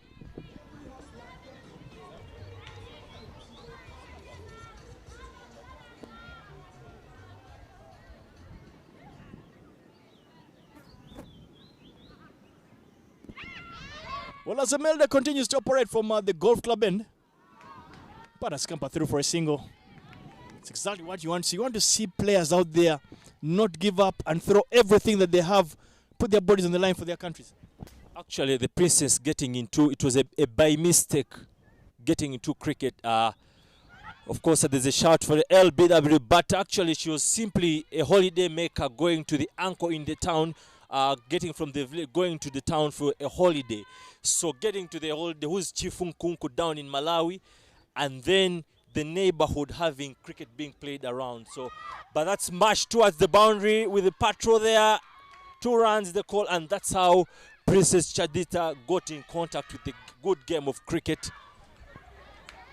Another fantastic story there, really, to show you that the spreading of the game globally is continuing to tap into stakeholders that many may never have thought. So it's a fantastic story that we can only hope that Princess continues to play the sport and hopefully look to hold other people's hands and bring them to this beautiful game that we do call cricket. I'm so shocked about the Sierra Leone cricket. They have taken on a very ambitious project. Of course, the government coming in support. You find even the most successful associate nations, you find that they tend to go for governance and skills. But with Sierra Leone, they have an ambitious project of governance, skills, and then infrastructure. They have currently a project, of course, that the government offering them 40 acres of land, and currently, of course, constructing 4 international standard cricketing overs on that particular project, down in Sussex, and then concurrently another project of 2 international standard cricket overs on another college sort of arrangement. What does that run in your mind, especially with associate cricket? Well, as the 17th over comes to an end and Malawi find themselves at 64-9, following up on that conversation, Yasin, I think for me it's testament to the fact that a lot of teams, especially the associates, are taking infrastructure development extremely seriously. They know that a lot of opportunities will come through either hosting, but they also understand that for them to be able to grow and grow at exponential rates that are required and compete with nations on other continents, it's important that the box of infrastructure is actually ticked and ticked well. So a lot of associates are looking to try and ensure they have the facilities that can help foster the development of the game. So kudos to Sierra Leone, and we can only hope for the very best for them. Run out opportunity, it's time not taken. And I like the fact that the Malawi batters are still out there putting on a fight. They're not taking this lying. Great work from them there as Janet comes back for her 2nd over. I feel when you say the fight that the Malawians are putting up, I think credit should be given to the Malawian president there in Mr. Vic, who has done a fantastic job. If you see some of the things that he has brought in, he has shipped in Matthew Golez, a specialist, a high performance coach, and then also a mental skills specialist.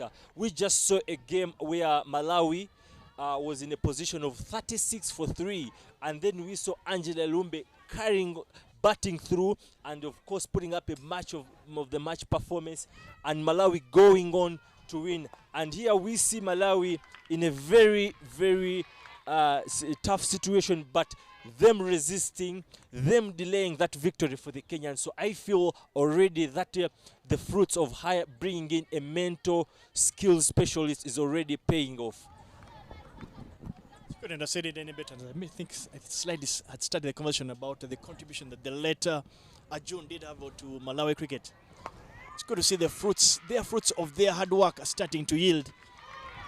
And Malawi will hope that they can continue to look to try and progress up the ladder of African and associate cricket. The determined Malawi batters out there continue to put together a partnership. They require another 50 runs, mathematically possible. So they will continue to believe if they can find that one big over.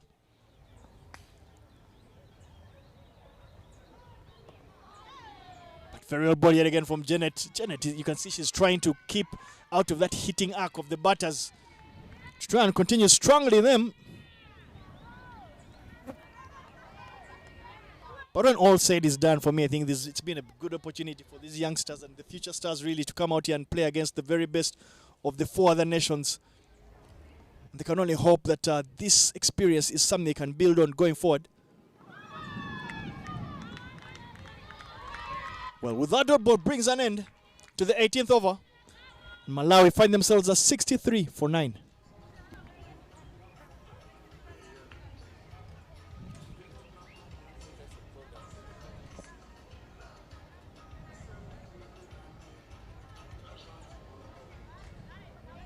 Is the score for 9 after 18 overs.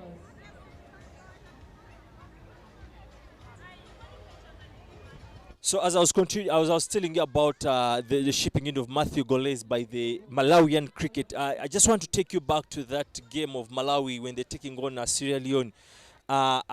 They were 36 for 6. Angela Lumbe batting all the way through with a match-winning 46 of 57.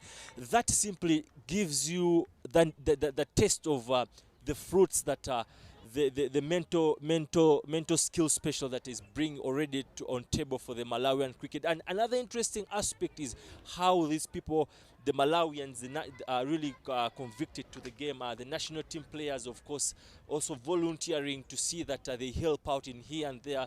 So it's really, really, really inspirational cricketing story down in Malawi. Change of events for Zainabu Hamisi. Run-out opportunity yet again was created, but goes begging. And Nanasi Wafula's day behind the stumps continues to be a difficult one. It's had a bit of a troubled day, but importantly for her, she took a very important catch to get rid of Angela Lumbe. Scampered for yet another single, running dangerously this time yet again. They fortunately actually get home and dry. Kenyans, the fielders, are not happy with what is happening. They feel they can do a lot better. Asking the fielder at short fine leg perhaps to take a couple of steps forward. I think Matthew Goles, the mentor specialist, when he sees the fight the Malawians are putting up, I think he's pretty excited. He knows there's going to be a contract extension because you can see tangible results with the work put in. Yeah, now just looking at that delivery. Bit of a flighted delivery there from Zainab Hamisi, trying to entice the batter into going onto that slog sweep.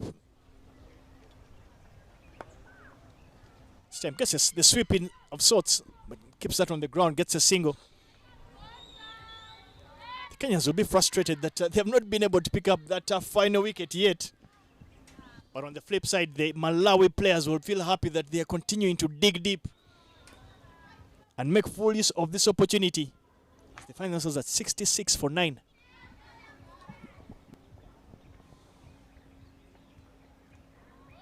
Yeah. Just finishing up your allotted over makes good sense of the whole situation. So very kudos for the Malawians. They've put up very good cricketing show in this particular tournament. We're not forgetting, of course, the stellar performance they put down in Rwanda. Very incredible stories. They'll be speaking the moment they get back home in But of course, that closes out the 19th over. The score still at 66 after 9.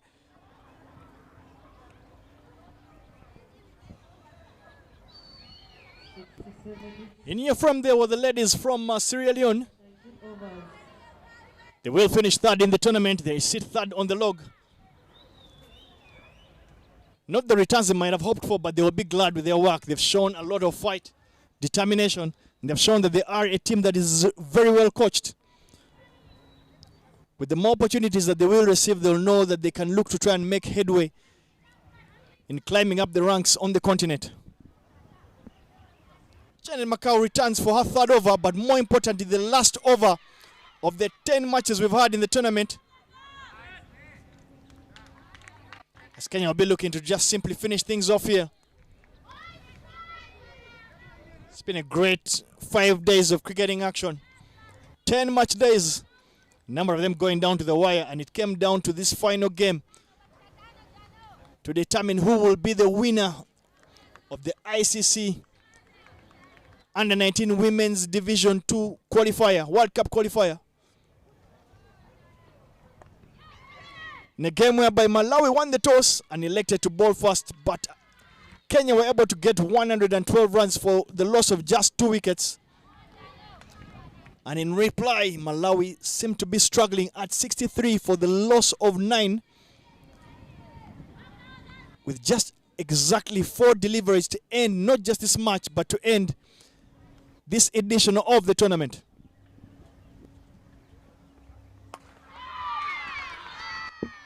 Very well struck there. Very well struck there by Princess herself, looking very majestic out there. She's put her hand up. Perhaps you think in the next edition or the next opportunity she'll probably be in the coach's ear asking for a promotion. I think she's batted well. She's on 15 of 24 deliveries very easily. It's been one of the finds for Malawi in the tournament.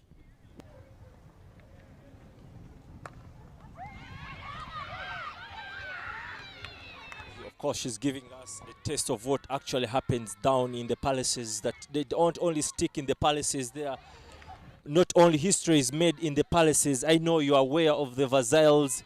You're very familiar with Marie Antoinette, King Louis XVI, Buckingham Palace, but also cricket as a royal can be, history can also be made as a royal onto the ground. Speaking about royalty, especially in cricket, we know that if I'm not mistaken, I think Saurav Ganguly is one of those princes, I think, from the Bengal region in India. So it's good to see some royalty actually take to the cricket field. As we'll be hoping that the game continues to grow and tap into as many stakeholders, global stakeholders as possible.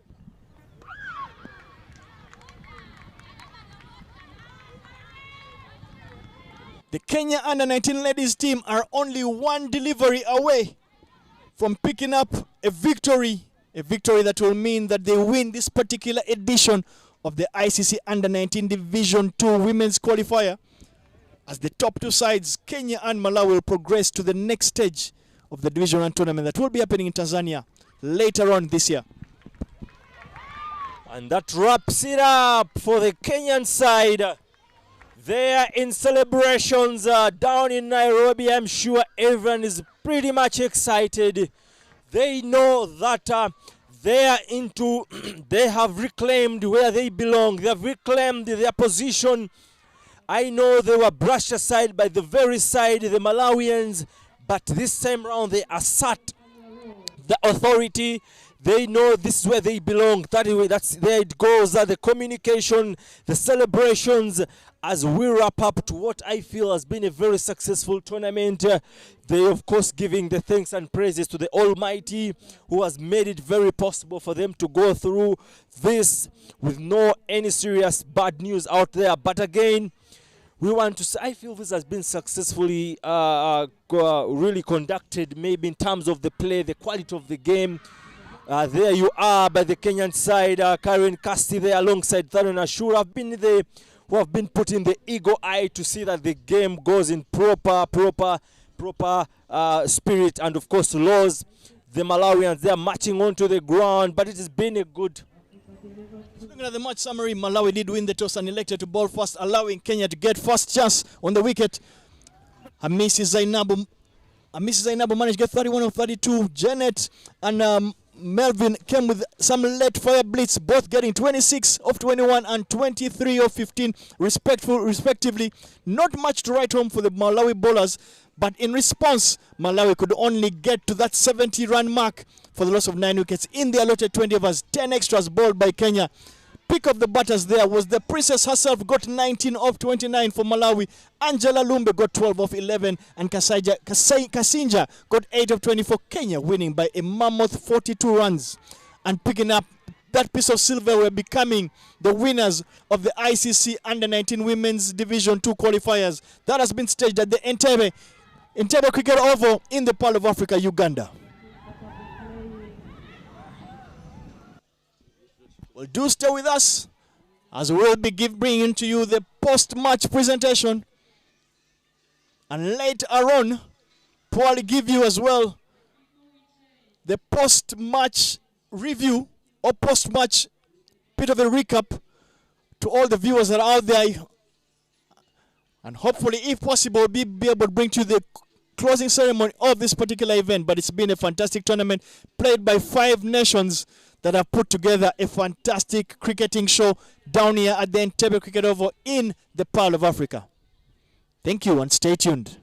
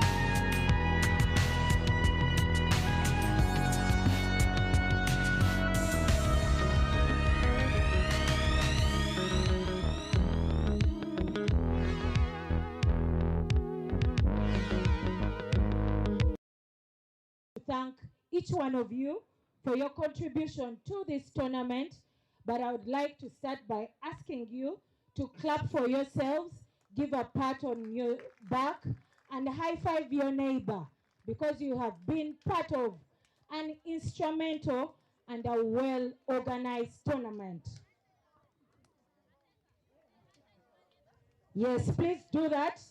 And to a special way, in a special way, please double high five the women next to you. They've done an amazing job. The women, we celebrate you. The players, we celebrate. Double high five. Yes, the women, high five yourselves. The liaisons, the stewards, the umpires. It has been a tournament of women's bliss. Okay, enough of the high fives. We shall continue those later. It has been a massive tournament. 9 out of 10 matches have been played. We thank God for good weather. Please let us clap for God.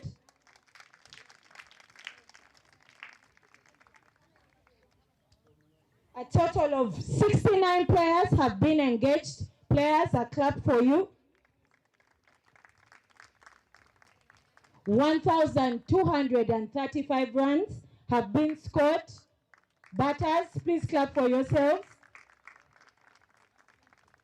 115 wickets have been picked. Bowlers, please clap for yourselves. 65 fours have been struck in this tournament. 2 massive sixes have been hit in this tournament. One has been hit by Melvin Kagoisa, and the other has been hit by Regina from Mozambique. We've had our highest score being at 71, Captain Melvin. 1 half century has been scored by Melvin again from Kenya. On the sad note, 38 ducks. But 18 maidens have been picked. And there have been 5 forfers. 5 people have picked 4 wickets in a game. 33 catches have been taken. 26 run-outs have been effected. On the low side, 30 no balls. We need to improve there. It has been an interesting tournament here at the Lakeside Oval. And the success of the tournament has come down to contributions from different people. So just before we start the official ceremony, I'd like to shout out to the different people. I'll start with the players. Please clap for yourselves once again. I'd like to thank our coaches and managers of the different teams. Please clap for them. As a player, your success really depends on the management, the coaching staff, and everyone around the team administration. So please celebrate our coaches, our managers. Yes, that's a kind of energy, but our health has been taken care of by the medical team. Please clap for the medical team. We've had a standby ambulance. We celebrate you. And then the physios of the different teams. Please clap for them. Our entertainment, I saw very many players here dancing to the good tunes. From the DJ side, Boy Sounds, who is also a cricketer. Please clap for them. DJ and your team will celebrate you. There has been a loud, subtle, soft voice announcing everything going on in the stadium, and that is the stadium announcer, Sandra Achao. A child to the world. We have also had an amazing team of scorers. These beautiful women, please stand up and wave. Patricia, Maria, and Marion. Very well done with the scoring. The scoreboard has been operated by Tatendo Geremo. Don't know where he is. Somewhere. Please clap for him. He must be at the scoreboard. He's at the back there, Tatenda. Well done for the job done. But also, the tournament has had a set of commentators. Davis Karashani, please clap for him. Somewhere. Former captain of the Cricket Cranes. The tournament has also had Mr. Yasin Gobi. Please stand up and wave. Very well done. There has been Michael Ndiko, a coach and a former player, played for the Cricket Cranes a couple of years back. He's not here, but he has also been in the commentary box. Then Ivan Cyprian Sajabi, please stand up. Where is he? Here. He's also done a great job in the comms box. The other two I will introduce later. We will get into the official part of this closing ceremony. I'd like to invite the CEO of Cricket Uganda, Madam Evelyn Shinyekwa, the local tournament director for this wonderfully organized tournament.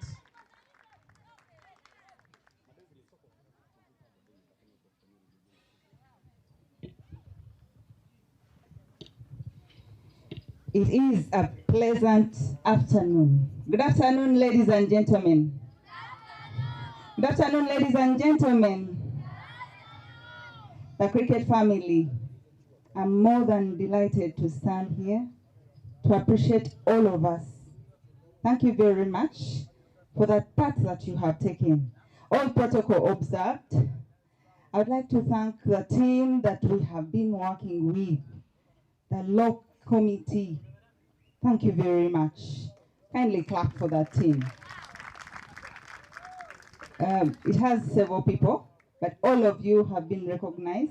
I would like to recognize the people that brought us here, and those are the players. Thank you very much for loving cricket.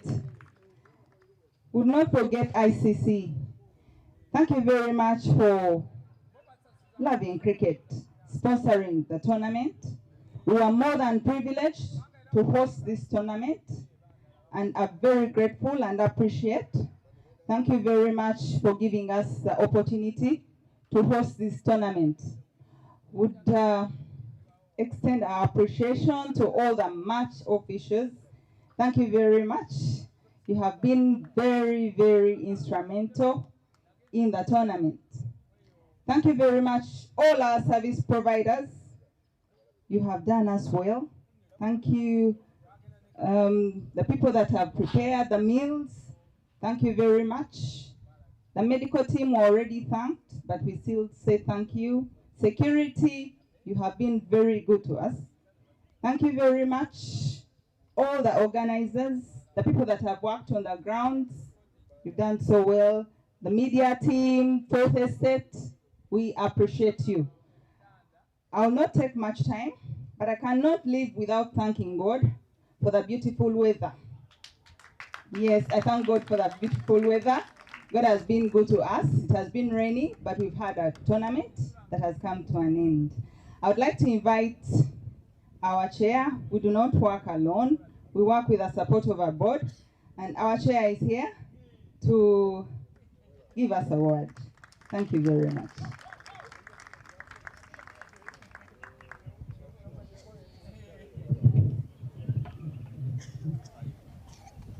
Good evening, everyone. All protocol observed. I would like to take this opportunity to thank each and everyone, especially the International Cricket Council, ICC, for giving us this opportunity to be hosting, celebrating, and inviting you guys to come and work with us. We take this opportunity to also thank the heroes who have made it possible for the game to be played. The ground staff, the cleaners, the guys at the office, that is the secretariat. In a special way, I would like to thank our board members. I would invite someone who has been more of a doctor, but is a board member. Dr. Buembo, please come along.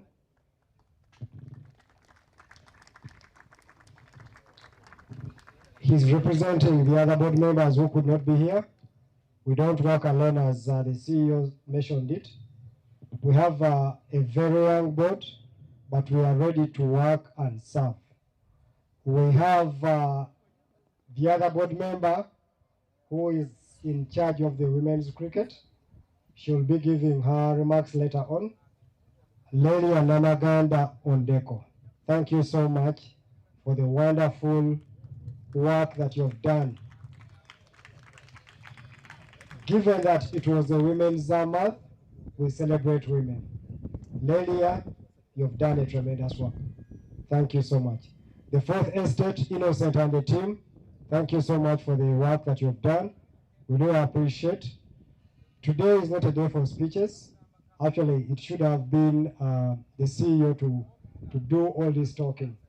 But I just want to thank the board members, wherever you are, being represented by the Dr. Buembo. Thank you so much. We really appreciate. It's not easy to get someone's time, especially for the doctor, to spend his time, most of it here. But we thank you so much. Allow me invite the ICC representative, Mr. Justin Lejalinji, to come and have his remarks.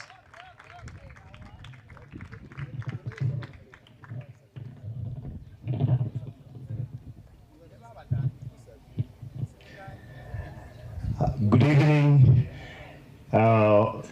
cricketers, distinguished guests, officials, ladies and gentlemen. It gives me great pleasure on behalf of the ICC to make a few comments as we come to the closure of this exciting tournament. We've had 5 days of competition where these young ladies have entertained us, displayed good cricket. It's been for some of them, it's been the stepping stone in their cricketing career, and this tournament will go a long way in creating history in their cricket path. So, ladies and gentlemen, please join me in thanking these young ladies. This tournament is the pathway that leads us to the T20 Women's Under-19 World Cup. So congratulations to Malawi and Kenya that have moved on to the next stage. And we hope that you will go back, train, and be able to prepare adequately for the next stage. But again, to the other teams that did not qualify, at least there are many good aspects that you take away from this tournament. And we hope that you're going to come back later, play better, train harder, tell the good stories, and also work on your cricket path. So we congratulate you for having made it to this tournament, and also for the knowledge of everyone. In Africa, we've got 20 countries as members of the associate members of cricket of the ICC. Out of those 20, 6 qualify for Division A, and 5 qualify for Division 2. So that makes a total of 11 countries being eligible for the Under-19. So it's not automatic that as a member you are invited. You must have the minimum criteria of development in your country before you are invited. So by you coming for this tournament and being among the 11 out of the 20 members we have in Africa, it's already a very big positive. Please give a round of applause for these young ladies. This would not have been possible without the big support of Uganda Cricket. You all recall this event was supposed to be held in Kenya, but because of some challenges, we had to look for another venue. We came to Uganda Cricket, and within one day, they had been positive and said, we can host you. And I'm pretty sure you will agree with me that they have, despite not being participants in this event, they've gone all out to ensure that we have a very good tournament. Don't you agree with me? So what do we do for Uganda Cricket? They deserve, it's louder than that, please. So to Uganda Cricket, congratulations, and we thank you so much. Behind the team there, of course, led by the chairman, the CEO, the chairman of the organizing committee, we would like to thank everyone at Uganda Cricket that has worked so hard at this event. The MC earlier on read through a very extensive list, and I would like to write on that list in the interest of time, and just say a very big thank you to the entire team of volunteers that assisted us in running this event. Finally, as I come to the end, definitely in a special way, please join me in thanking Madame Julia, the match tournament referee, with the rest of your team. We thank you so much for the work that you've done. As you noticed, our match referee was female. The team had 3 female umpires, and for the young ladies, those are the things that you should also be aspiring. If you stop playing, you can still serve in other roles. But also, another good example from Uganda Cricket that you saw, Uganda Cricket, you saw the CEO is female, the only 2 female CEOs in Africa, Uganda and Botswana. You saw so that's a very big plus for Uganda. The chairperson of the organizing committee, once again, please stand up, who put this together, as you can see. I am sure the majority of people that you saw on helping you out were ladies, scorers, liaisons, and any other role. And that is something that we're trying to promote and say in the spirit of inclusivity, equal opportunities. Please let us empower the girl child of the female. So we hope you can also carry this message to your countries. On a final note, we'd like to thank you once again. And from us at Uganda Cricket, we have a small token to say thank you. If I can invite the chairman, Mr. Jackson Kavuma, and your CEO, please. If you can receive the small tokens on behalf of the ICC. And this is basically a gesture to say thank you very much for hosting us here.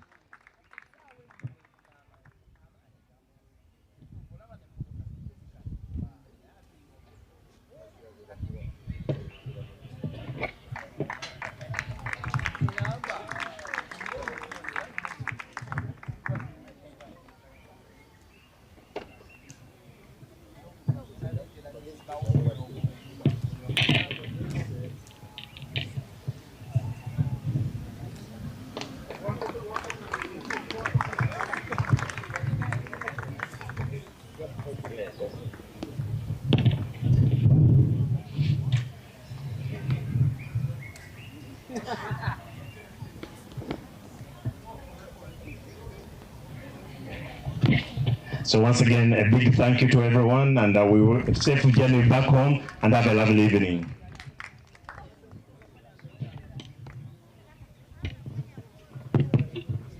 Thank you very much to Mr. Justin, even for those gifts that you've given both the chairman and the CEO of Cricket Uganda. In the spirit of appreciating people that have contributed in one way or the other to the tournament, I would like for us to start by clapping for the hospitality coordinator, Madame Javira. Please clap for her. The transport coordinator, Jeff here. Please clap for him.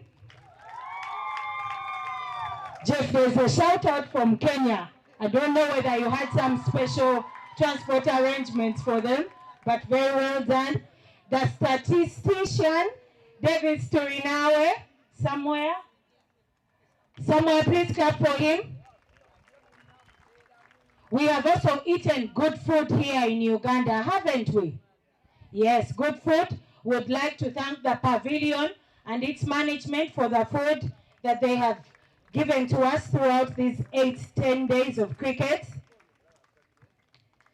Would also like to thank the media that has been led by Edgar. We've had people taking photographs, writing stories from Bata, Lillian, who is taking our photographs here, Edgar, Don Mogavi, Kaxi, and Chico. Would like to thank all of you for the contribution to the tournament. And lastly, to the broadcast team. All the games have been streamed live, and we've seen the comments from the players, the management that is back home, supporting you ladies in the games. Would like to thank Data Lads. Please clap for them. And the team there, Steve Tusime, Innocent, Ali, Waswa, and Lennon. Please clap for them. Thank you very much, Data Lads. And the tournament has been interesting, like I mentioned. This morning we saw Sierra Leone end up in the 3rd position. Something we noticed from Mozambique, that they came with an award for the other captain, which they were exchanging at the toss. Sierra Leone also has some freebies to give out from Freetown. Team manager, please step forward and give out those that you've carried for the other teams.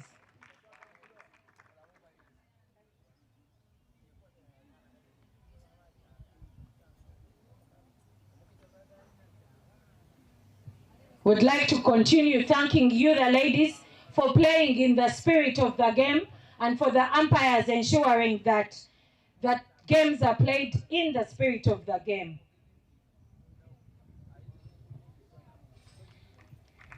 Thank you very much, ICC, Cricket Uganda, and all of the other participating teams.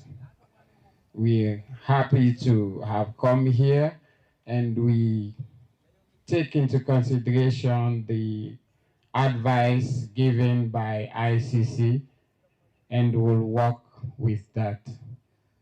We actually were not aware that we were going to give these ones out here, so we gave them out to some of the other captains already. So can you please come up, and captains of the different teams that we already given this. Thank you.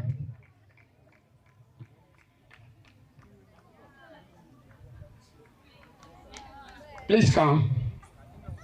Oh, you don't have one. You got it.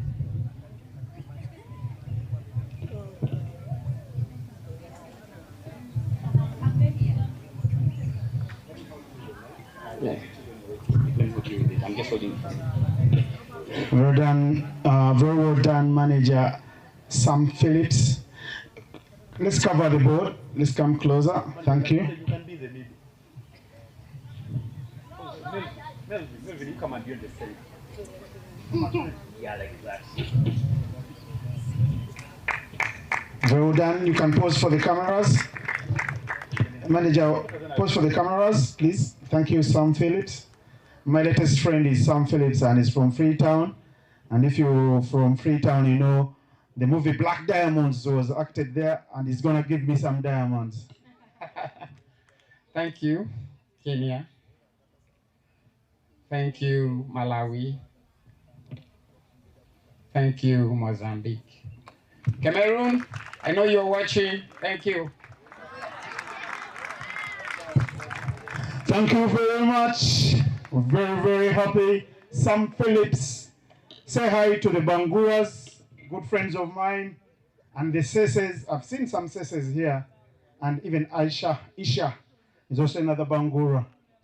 Oh well, very well said. Naomi Kayondo did it as a tactic. Bossa, the guy who is giving us those beautiful vans for transport that Jeff has been coordinating. Shouts out to you, Bossa. It's been a short trip, but the manner in which he's driven these ladies, superb. And then also thank you to Head of Security and your team, Mr. Opio Onzua. He's always been around for us for the tournaments. Looking cool, always behind the shades, and delivering a fantastic job. Very well said. Right now, allow me to invite the ICC Events Officer for Africa, Mr. Martin Ondeko. This is Martin Ondeko, step up. Mr. Martin Ondeko has a very small job to do here. Martin Ondeko, a very good wicket keeper, batter for Uganda in his heyday. If you want to learn wicket keeping, you can talk to him. And if you want to stone the wicket, you can talk to him. Even in his sleep, he can keep wickets. And Martin also played at the World Cup, and he scored 99 not out for Uganda under 19. So it's not a mistake, exactly what Mr. Linjini was telling you. It's not a mistake that Martin Ondeko is working for the ICC. The ICC likes people with class, with the caliber, so strive harder. Very well said. It's time to award the liaisons of the teams that have been participating in this. Shakira, please come through. We've done very well with Malawi. Shakira Sadiq. DJ, some little music in the background. Shakira Sadiq, please be followed by Maureen, please come through. Maureen Asawa. Shakira, take some little music, DJ. Oh, come on, boy sounds. These are celebratory moments. Maureen Asawa, you've done very well with Cameroon. They're not here, but you're still here, and we love you.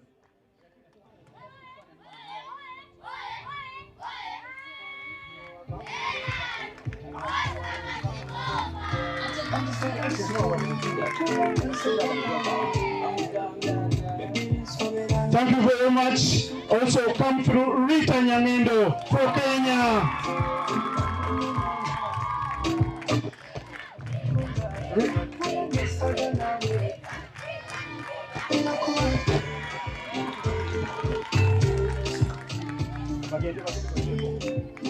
Well done, Rita. And Rita will be followed by Sherry Paul Kutaka. Sherry Paul with Sierra Leone.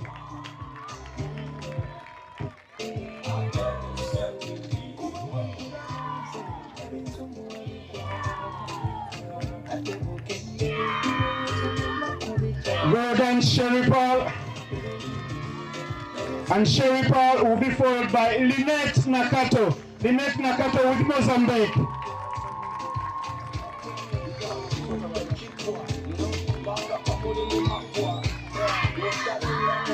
Very well done to you, Lynette Nakato.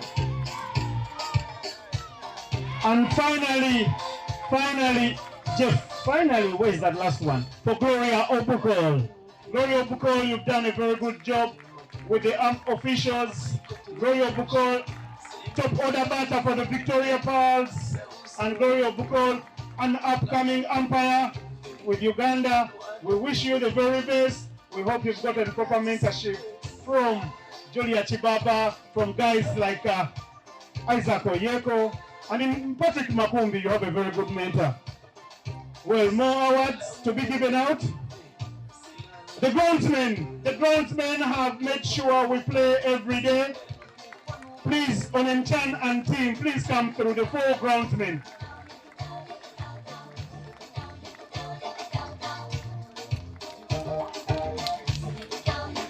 Jimmy Kelbe, please come through. Onenchan, you'll be the last. Jimmy, come through first. John Wawire, please follow immediately.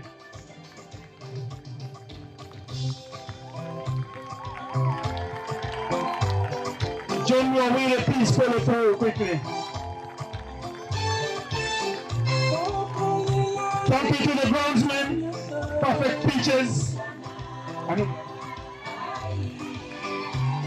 Ginny, come through. Okay, please come through.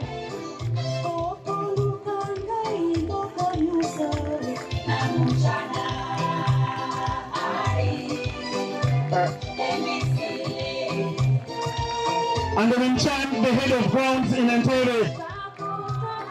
Well done on enchant.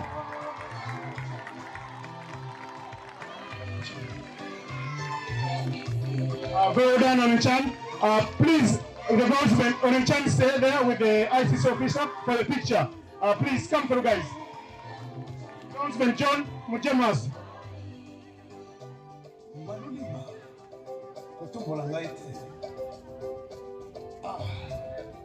They always love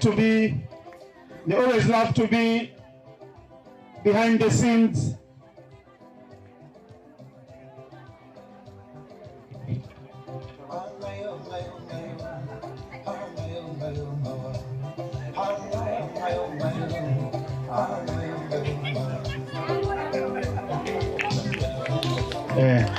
All right, very done. Enjoy your awards. We'll give you the boxes.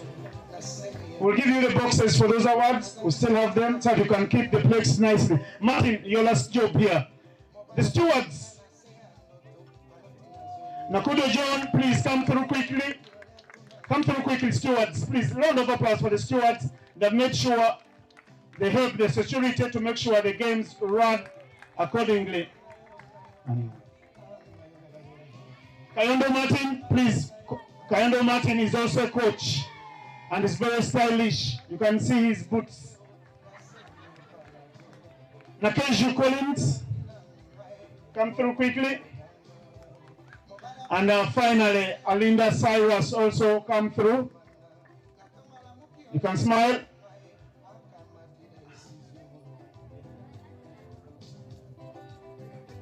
There you are. One photo with them, Martin, please. Stewards, come through quickly.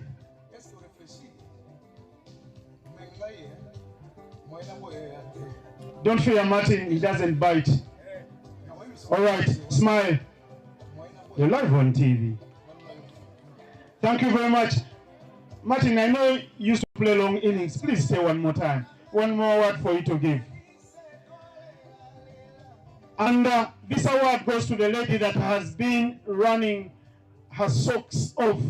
Her feet must be swollen, and I don't know how she steps on the pedal of her car as she drives back to Kampala. The venue manager, Mary Majo Nanchinga.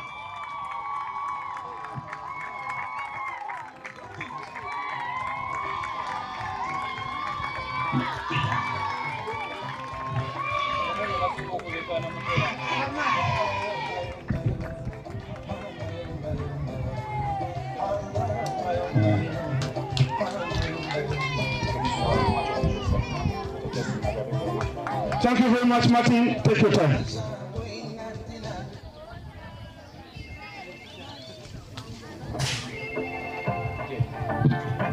DJ, please give us a short musical interlude. Yeah, that one from Kenya. Kenyans, please stand up and move a bit. Yes, yes. Okay, thank you, DJ. Thank you, DJ. I would like to ask Mr.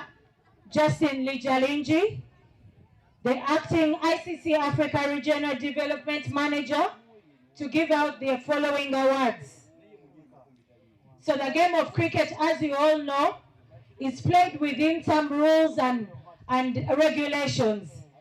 And the professionals tasked with the job of ensuring that we play within the spirit of the game are the umpires. I would like for us to clap for all the umpires that have been at this tournament.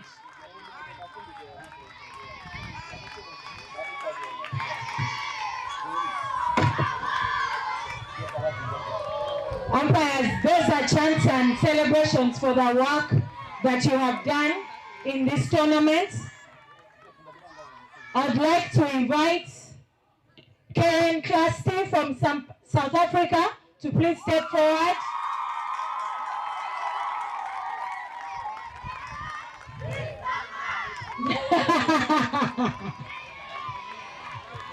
Whoa! Thank you, Clarence Cluster, for the umpiring work. I'd like to invite Mr. Ravi Angara from Botswana to please step forward. Please clap for our umpires. Mr. Ravi has been at it for a while. Even in my playing days, Mr. Ravi was umpiring. Thank you very much. Kasavu Kanyama is the thing. I would like to invite Veronica Iriho from Rwanda.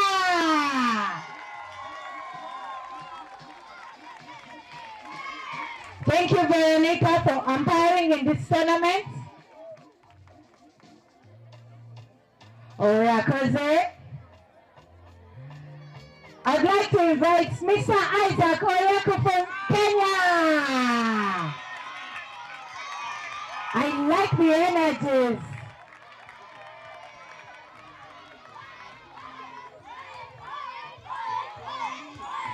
Thank you very much.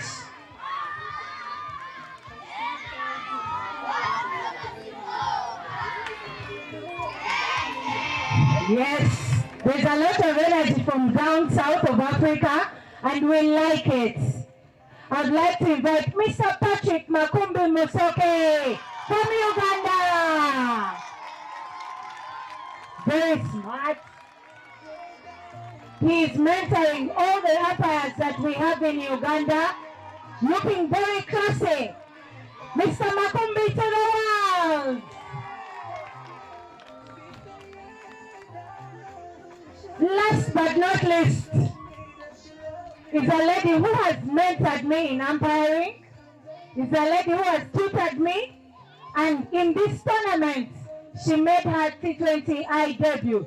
Sharon Afola from Uganda! ICC debut, and she shares her love with everyone else.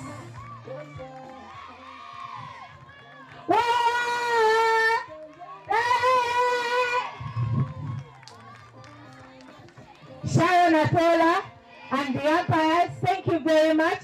Please step forward.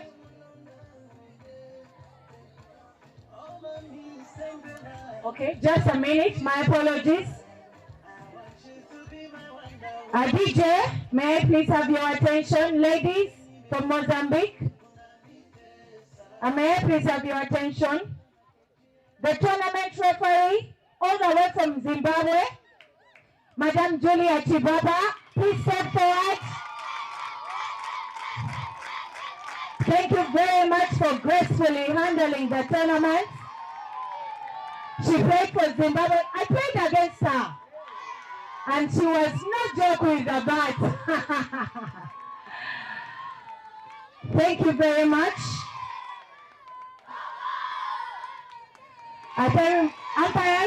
Umpires, please join in this photograph. As you have heard, Innocent told you the ICC deals with class. And Madame Julia there was no joke with the bat, no joke. Thank you very much, umpires. Please display the award very well. Please clap for them as they go back. Thank you very much.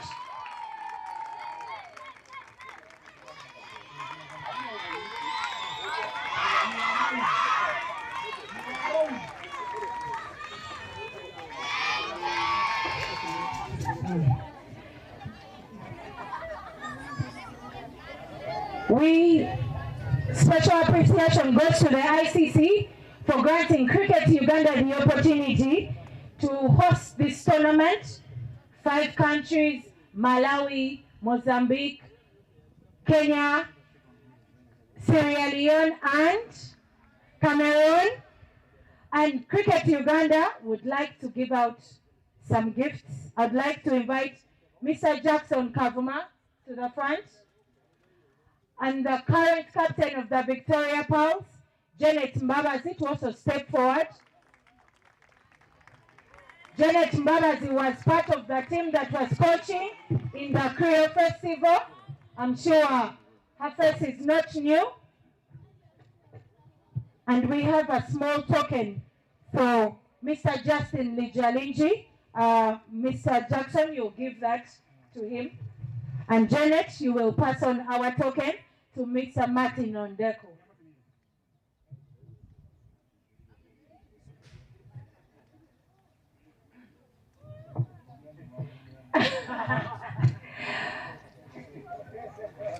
Mr. Lijalinji, thank you very much for giving Cricket Uganda the opportunity to host the tournament. Please clap for him.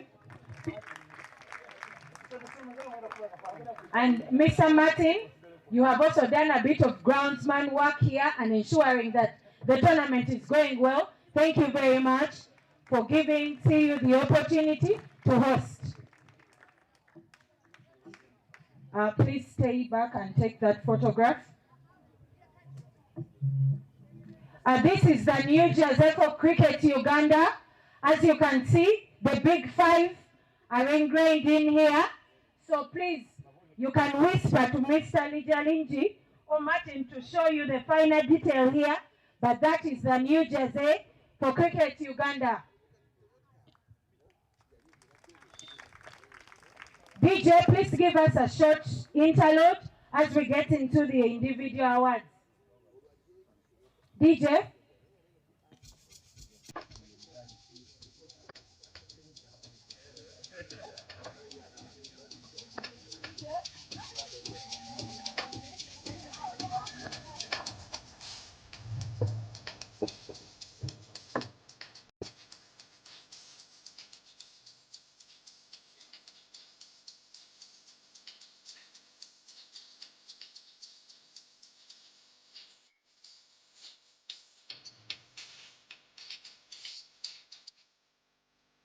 Welcome again.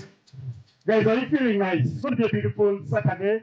And in Uganda, especially here in Entebbe, there is no dull moment. So if your team manager still has some allowance, please tell him to take you out, go catch a movie at the Victoria Mall.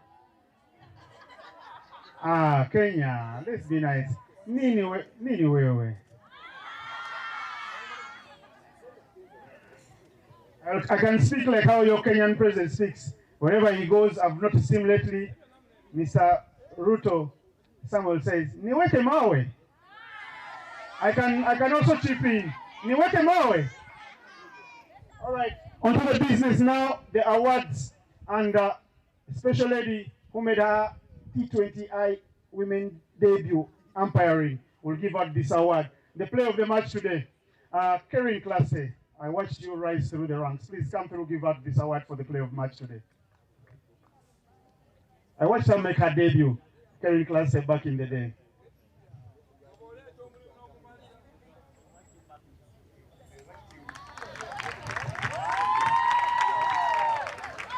The player of the match, this was not like a knockout tournament. This was easily a round-robin tournament, every team getting a chance to play each other. But today's game was a true redefinition of a final. Very well played to you, Malawi. You turned up well. The energies were high from ball one.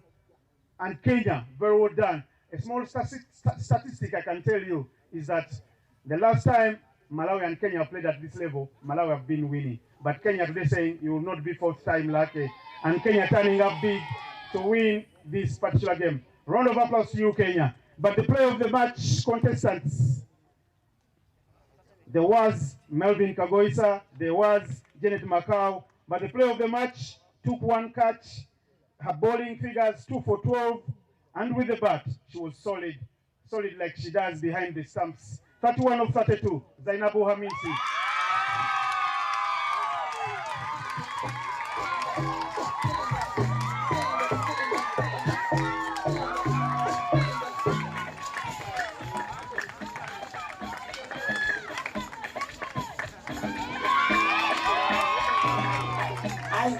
Don't cry, Zainabu. Thank you, Karen. Zainabu, please stay back, take one picture. Our official tournament photographer, Lillian. Would like to have one with you, smiling. Sharp. Very well done to you. And now into a round of applause for Zainabu, very good keeper. And I know in Kenya's dugout, she's been keeping as well. But in Kenya's dugout, I know there is a guy I played with, Maurice Ouma, at the under-19 level. I know him, he keeps coming to Uganda and playing and still getting stronger. Your team has a game tomorrow here at Tornado B. Morris. Please stay around and honor the fixture. Into the awards, quickly, allow me to invite the board member in Uganda Cricket for one of the clubs, Dr. Dennis Wembo. Please come through.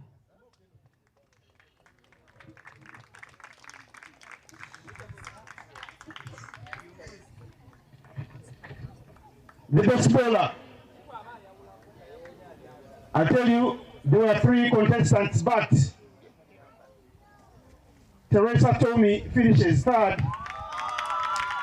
Very well done, Teresa. Melvin Kagoisa finishes 2nd, but the best bowler bowled in 4 matches, 4 innings, 12.2 overs. She went for 41 runs, 7 wickets. Her best bowling figures, 4 for 14.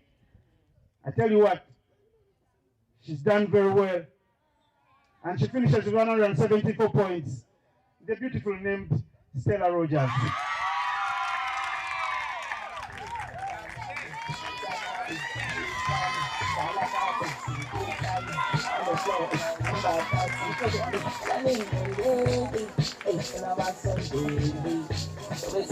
Stella Rogers, well done.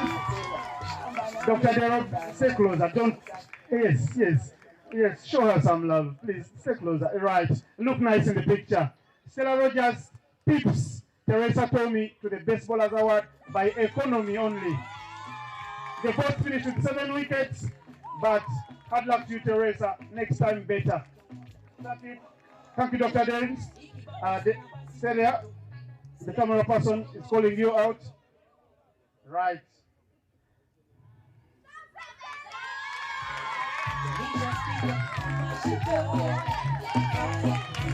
All right. The person who was in charge of the catering and a former board member for Uganda representing the women, Rita Tinka, please step up to give out this award. She supported cricket and she's the only lady in Uganda with a cricket club. Round of applause, Rita Tinka.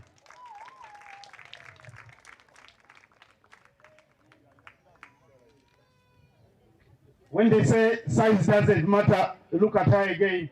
She will be smiling now, but the next minute, very tough and very strict. A strict disciplinarian. She's also a Rotarian. Well done to you, Rita. Giving back. All right, the best batter. Again, 3 contestants. There is Angela Lumbe in 3rd place. Well done to you, Angela, for your 85 runs. There is also Melvin Kagoisa again. But I tell you what, a winner who is a familiar face now because she's already won on the evening. Zainabu Hamisi is the best batter.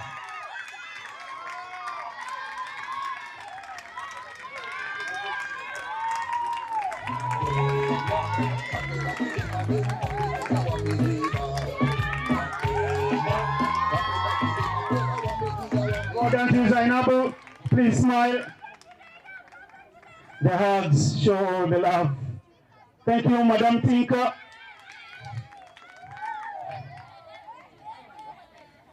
All right, now we're coming to the MVP award. This one will only be given out by a person who has won many of these in her playing career, and none other than Julia Chibaba. Please come through, give out the MVP award. Julia Chibaba, former captain for the Lady Chevrons from Zimbabwe. Julia Chibaba, top order bat. Julia Chibaba, coming from a cricketing family. The brother also a top order bat for Zimbabwe. And you know how Zimbabwe has represented us at the world stage. You saw them in the World Cup, making it to the Super 8, meaning that Africa now will not have only 2 representatives, but 3 from our status as associates. Thanks to Zimbabwe. Julia, send back the love. Well, the player of the tournament, I tell you, in number 3, Stella Rogers, very well done. You finished third with 207 points. Well, in second place, Teresa Tommy from Sierra Leone. Again, you miss out. Only just, with 283 points. But the player of the tournament played 4 matches. She had 252 bowling points, 8 fielding points. I tell you, 2 player of the match awards, and she's the only one who scored a half century in the tournament. And she led from the front for her team to be the victors. Melvin Kagoisa Idambo. DJ, some music, some Kenyan music for her.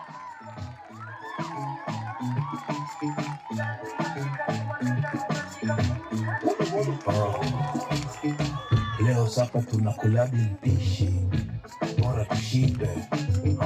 Mwiko refu tunafungabi mshipi, bora tupike. Kamba ya buto meza kungewa, hauna moto na bado timing unatolewa. Bora mpishi tumpishi, bora shaolewa. Easy but niko easy ganji kitolewa. Baby don't touch me there, niko no weka tu in the air. I'm easy touch me there, sugar now flow, find me there. Melvin, please come back and take a photo. Melvin, quick. With your what?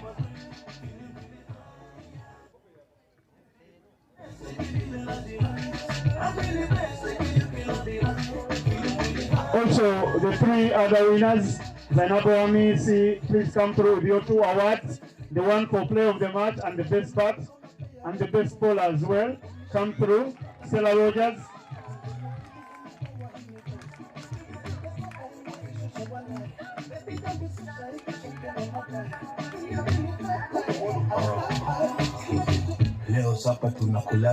Your hand luggages when you make the short trip to Kenya will be heavier.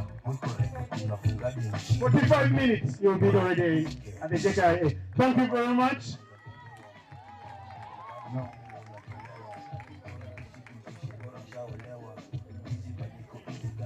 Thank you very much. Congratulations upon those trophies that you're going back home with.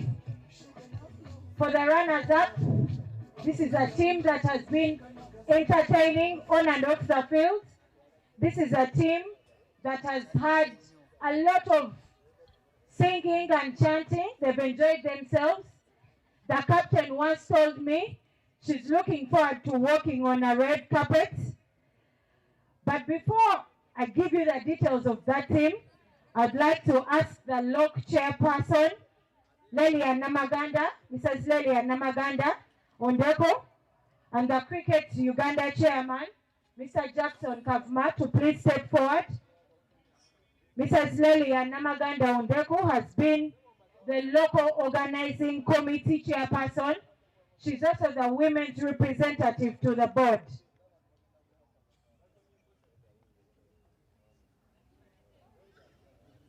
Okay, Derek, Dr. Derek, please step forward. Mr. Dennis Buwembo, please. Dr. Dennis, apologies.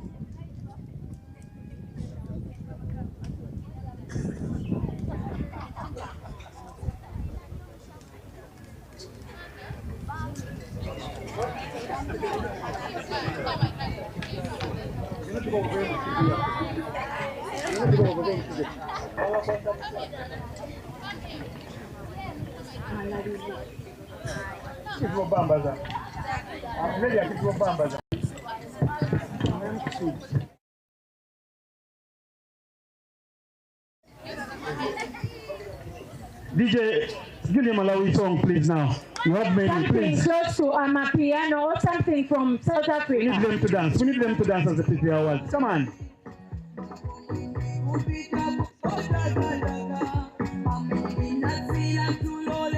The runners-up in this tournament are Team Malawi. And please, as I mentioned, your name, please come and step forward. DJ, please keep that music on the low, but let it be on. Alinafe Abraham Kawi, Angela Lumbe, Nomin with the bat, please come. Bridget Kasinja, picked a player of the match. Caroline Mangulama, please step forward. Doreen Malion, Dorika Kamforzi, Elizabeth Mapisa, please clap for them. Esther Richard, Irene Akonda, Joseph, Princess Chigata, Sifiwe Frank, Stella Kunje, Whitney Matabwa, and the captain of the side, Feva Piliesi. Please clap for them. The coaching staff, Coach Kyle, and the managers, please come forward also. Mama, please come forward.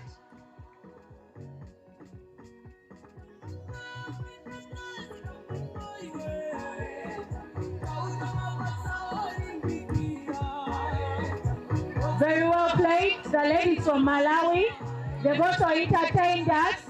They carry very good vibes. Angela Lumbe, they are leading the dance. Always the choreographer.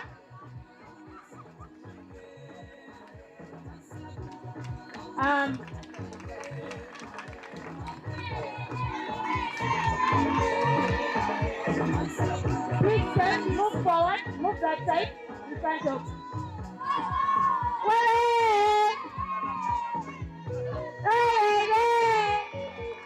Please clap for them. Mozambique have put up such a good show in this tournament. And Madame Lelia and Mr. Kakma and Miss Doctor, hand over that trophy, please. The trophy is yours. Shake your hands. Yes. Congratulations and very well done. DJ, give us a song. DJ.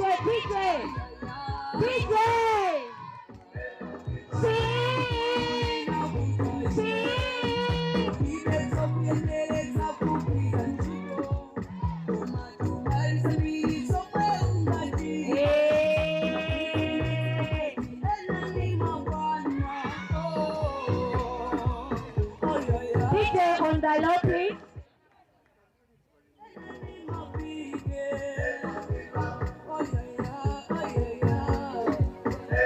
Malawi, give us advice. Oh. Hey.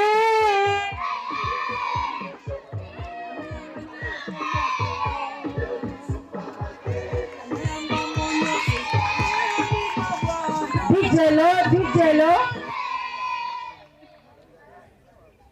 Is that it for the photographs? Okay. Congratulations. All right, now this is the moment of recording. This is the day everyone does remember, and this is it. To give out the final one, the ICC office will do the honors. Please, Mr. Justin Linjaliji, come through with the CEO of Uganda Cricket to give out this one. Mrs. Evelyn Kawongera Shinyekwa. DJ, if you don't have a very good song that can make the Kenyans dance, I'm not going to vote for you to get another job. Although I played with you cricket. All right, Team Kenya, in no particular order, please come through, captain and the coaches at the very end. All right, bring it on, Team Kenya. Alice Kariuki, please come through quickly. Ann Odiambo, please come through quickly. Emelda Kiture, please come through quickly. You can dance as you come through. It's celebration time. You're not celebrating, we don't give you the medals. The ICC is not happy, if you're not happy. Well done. Janet Macau, Mpenya, very well played. We saw you play for the senior team, and now you're doing things at this level as well. Joy Juma, Marion Agoy, Mary Atieno, of course, Nancy Wafula, and Nazarene Oloch with a beautiful left-arm bowling action there. Rochelle Atamba, Stella Rogers already among the wickets and the runs. Tanya Atieno, Zainabu Amisi, and the skipper, Melvin Kagoisa. Hey, Maggie, Margaret Banja Ngoche. the biggest cricketing family I know in Africa is Ngotes. Well done to you. And Morris Awuma, Morris Owuma Amolo, Cold Muscle, aka Cold Muscle. Very well done. DJ, let's go. Come on, DJ. Let's get them vibing. Let's dance, let's dance, let's dance. Hey, me now.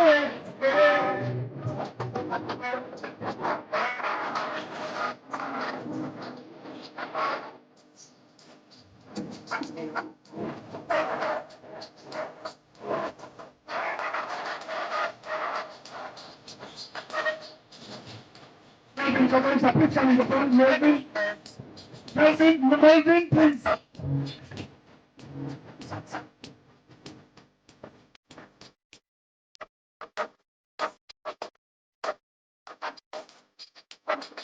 All right, guys. 1, 2, 3, go!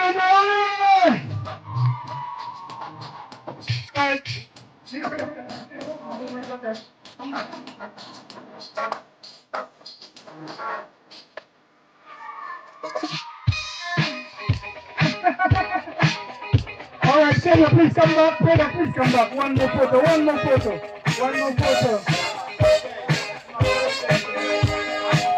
Champagne was on the ice for Kenya since day one. And Kenya are young victors, the winners of the 2026 edition of the ICC Under-19 Women's T20 World Cup Africa Division 2 qualifier.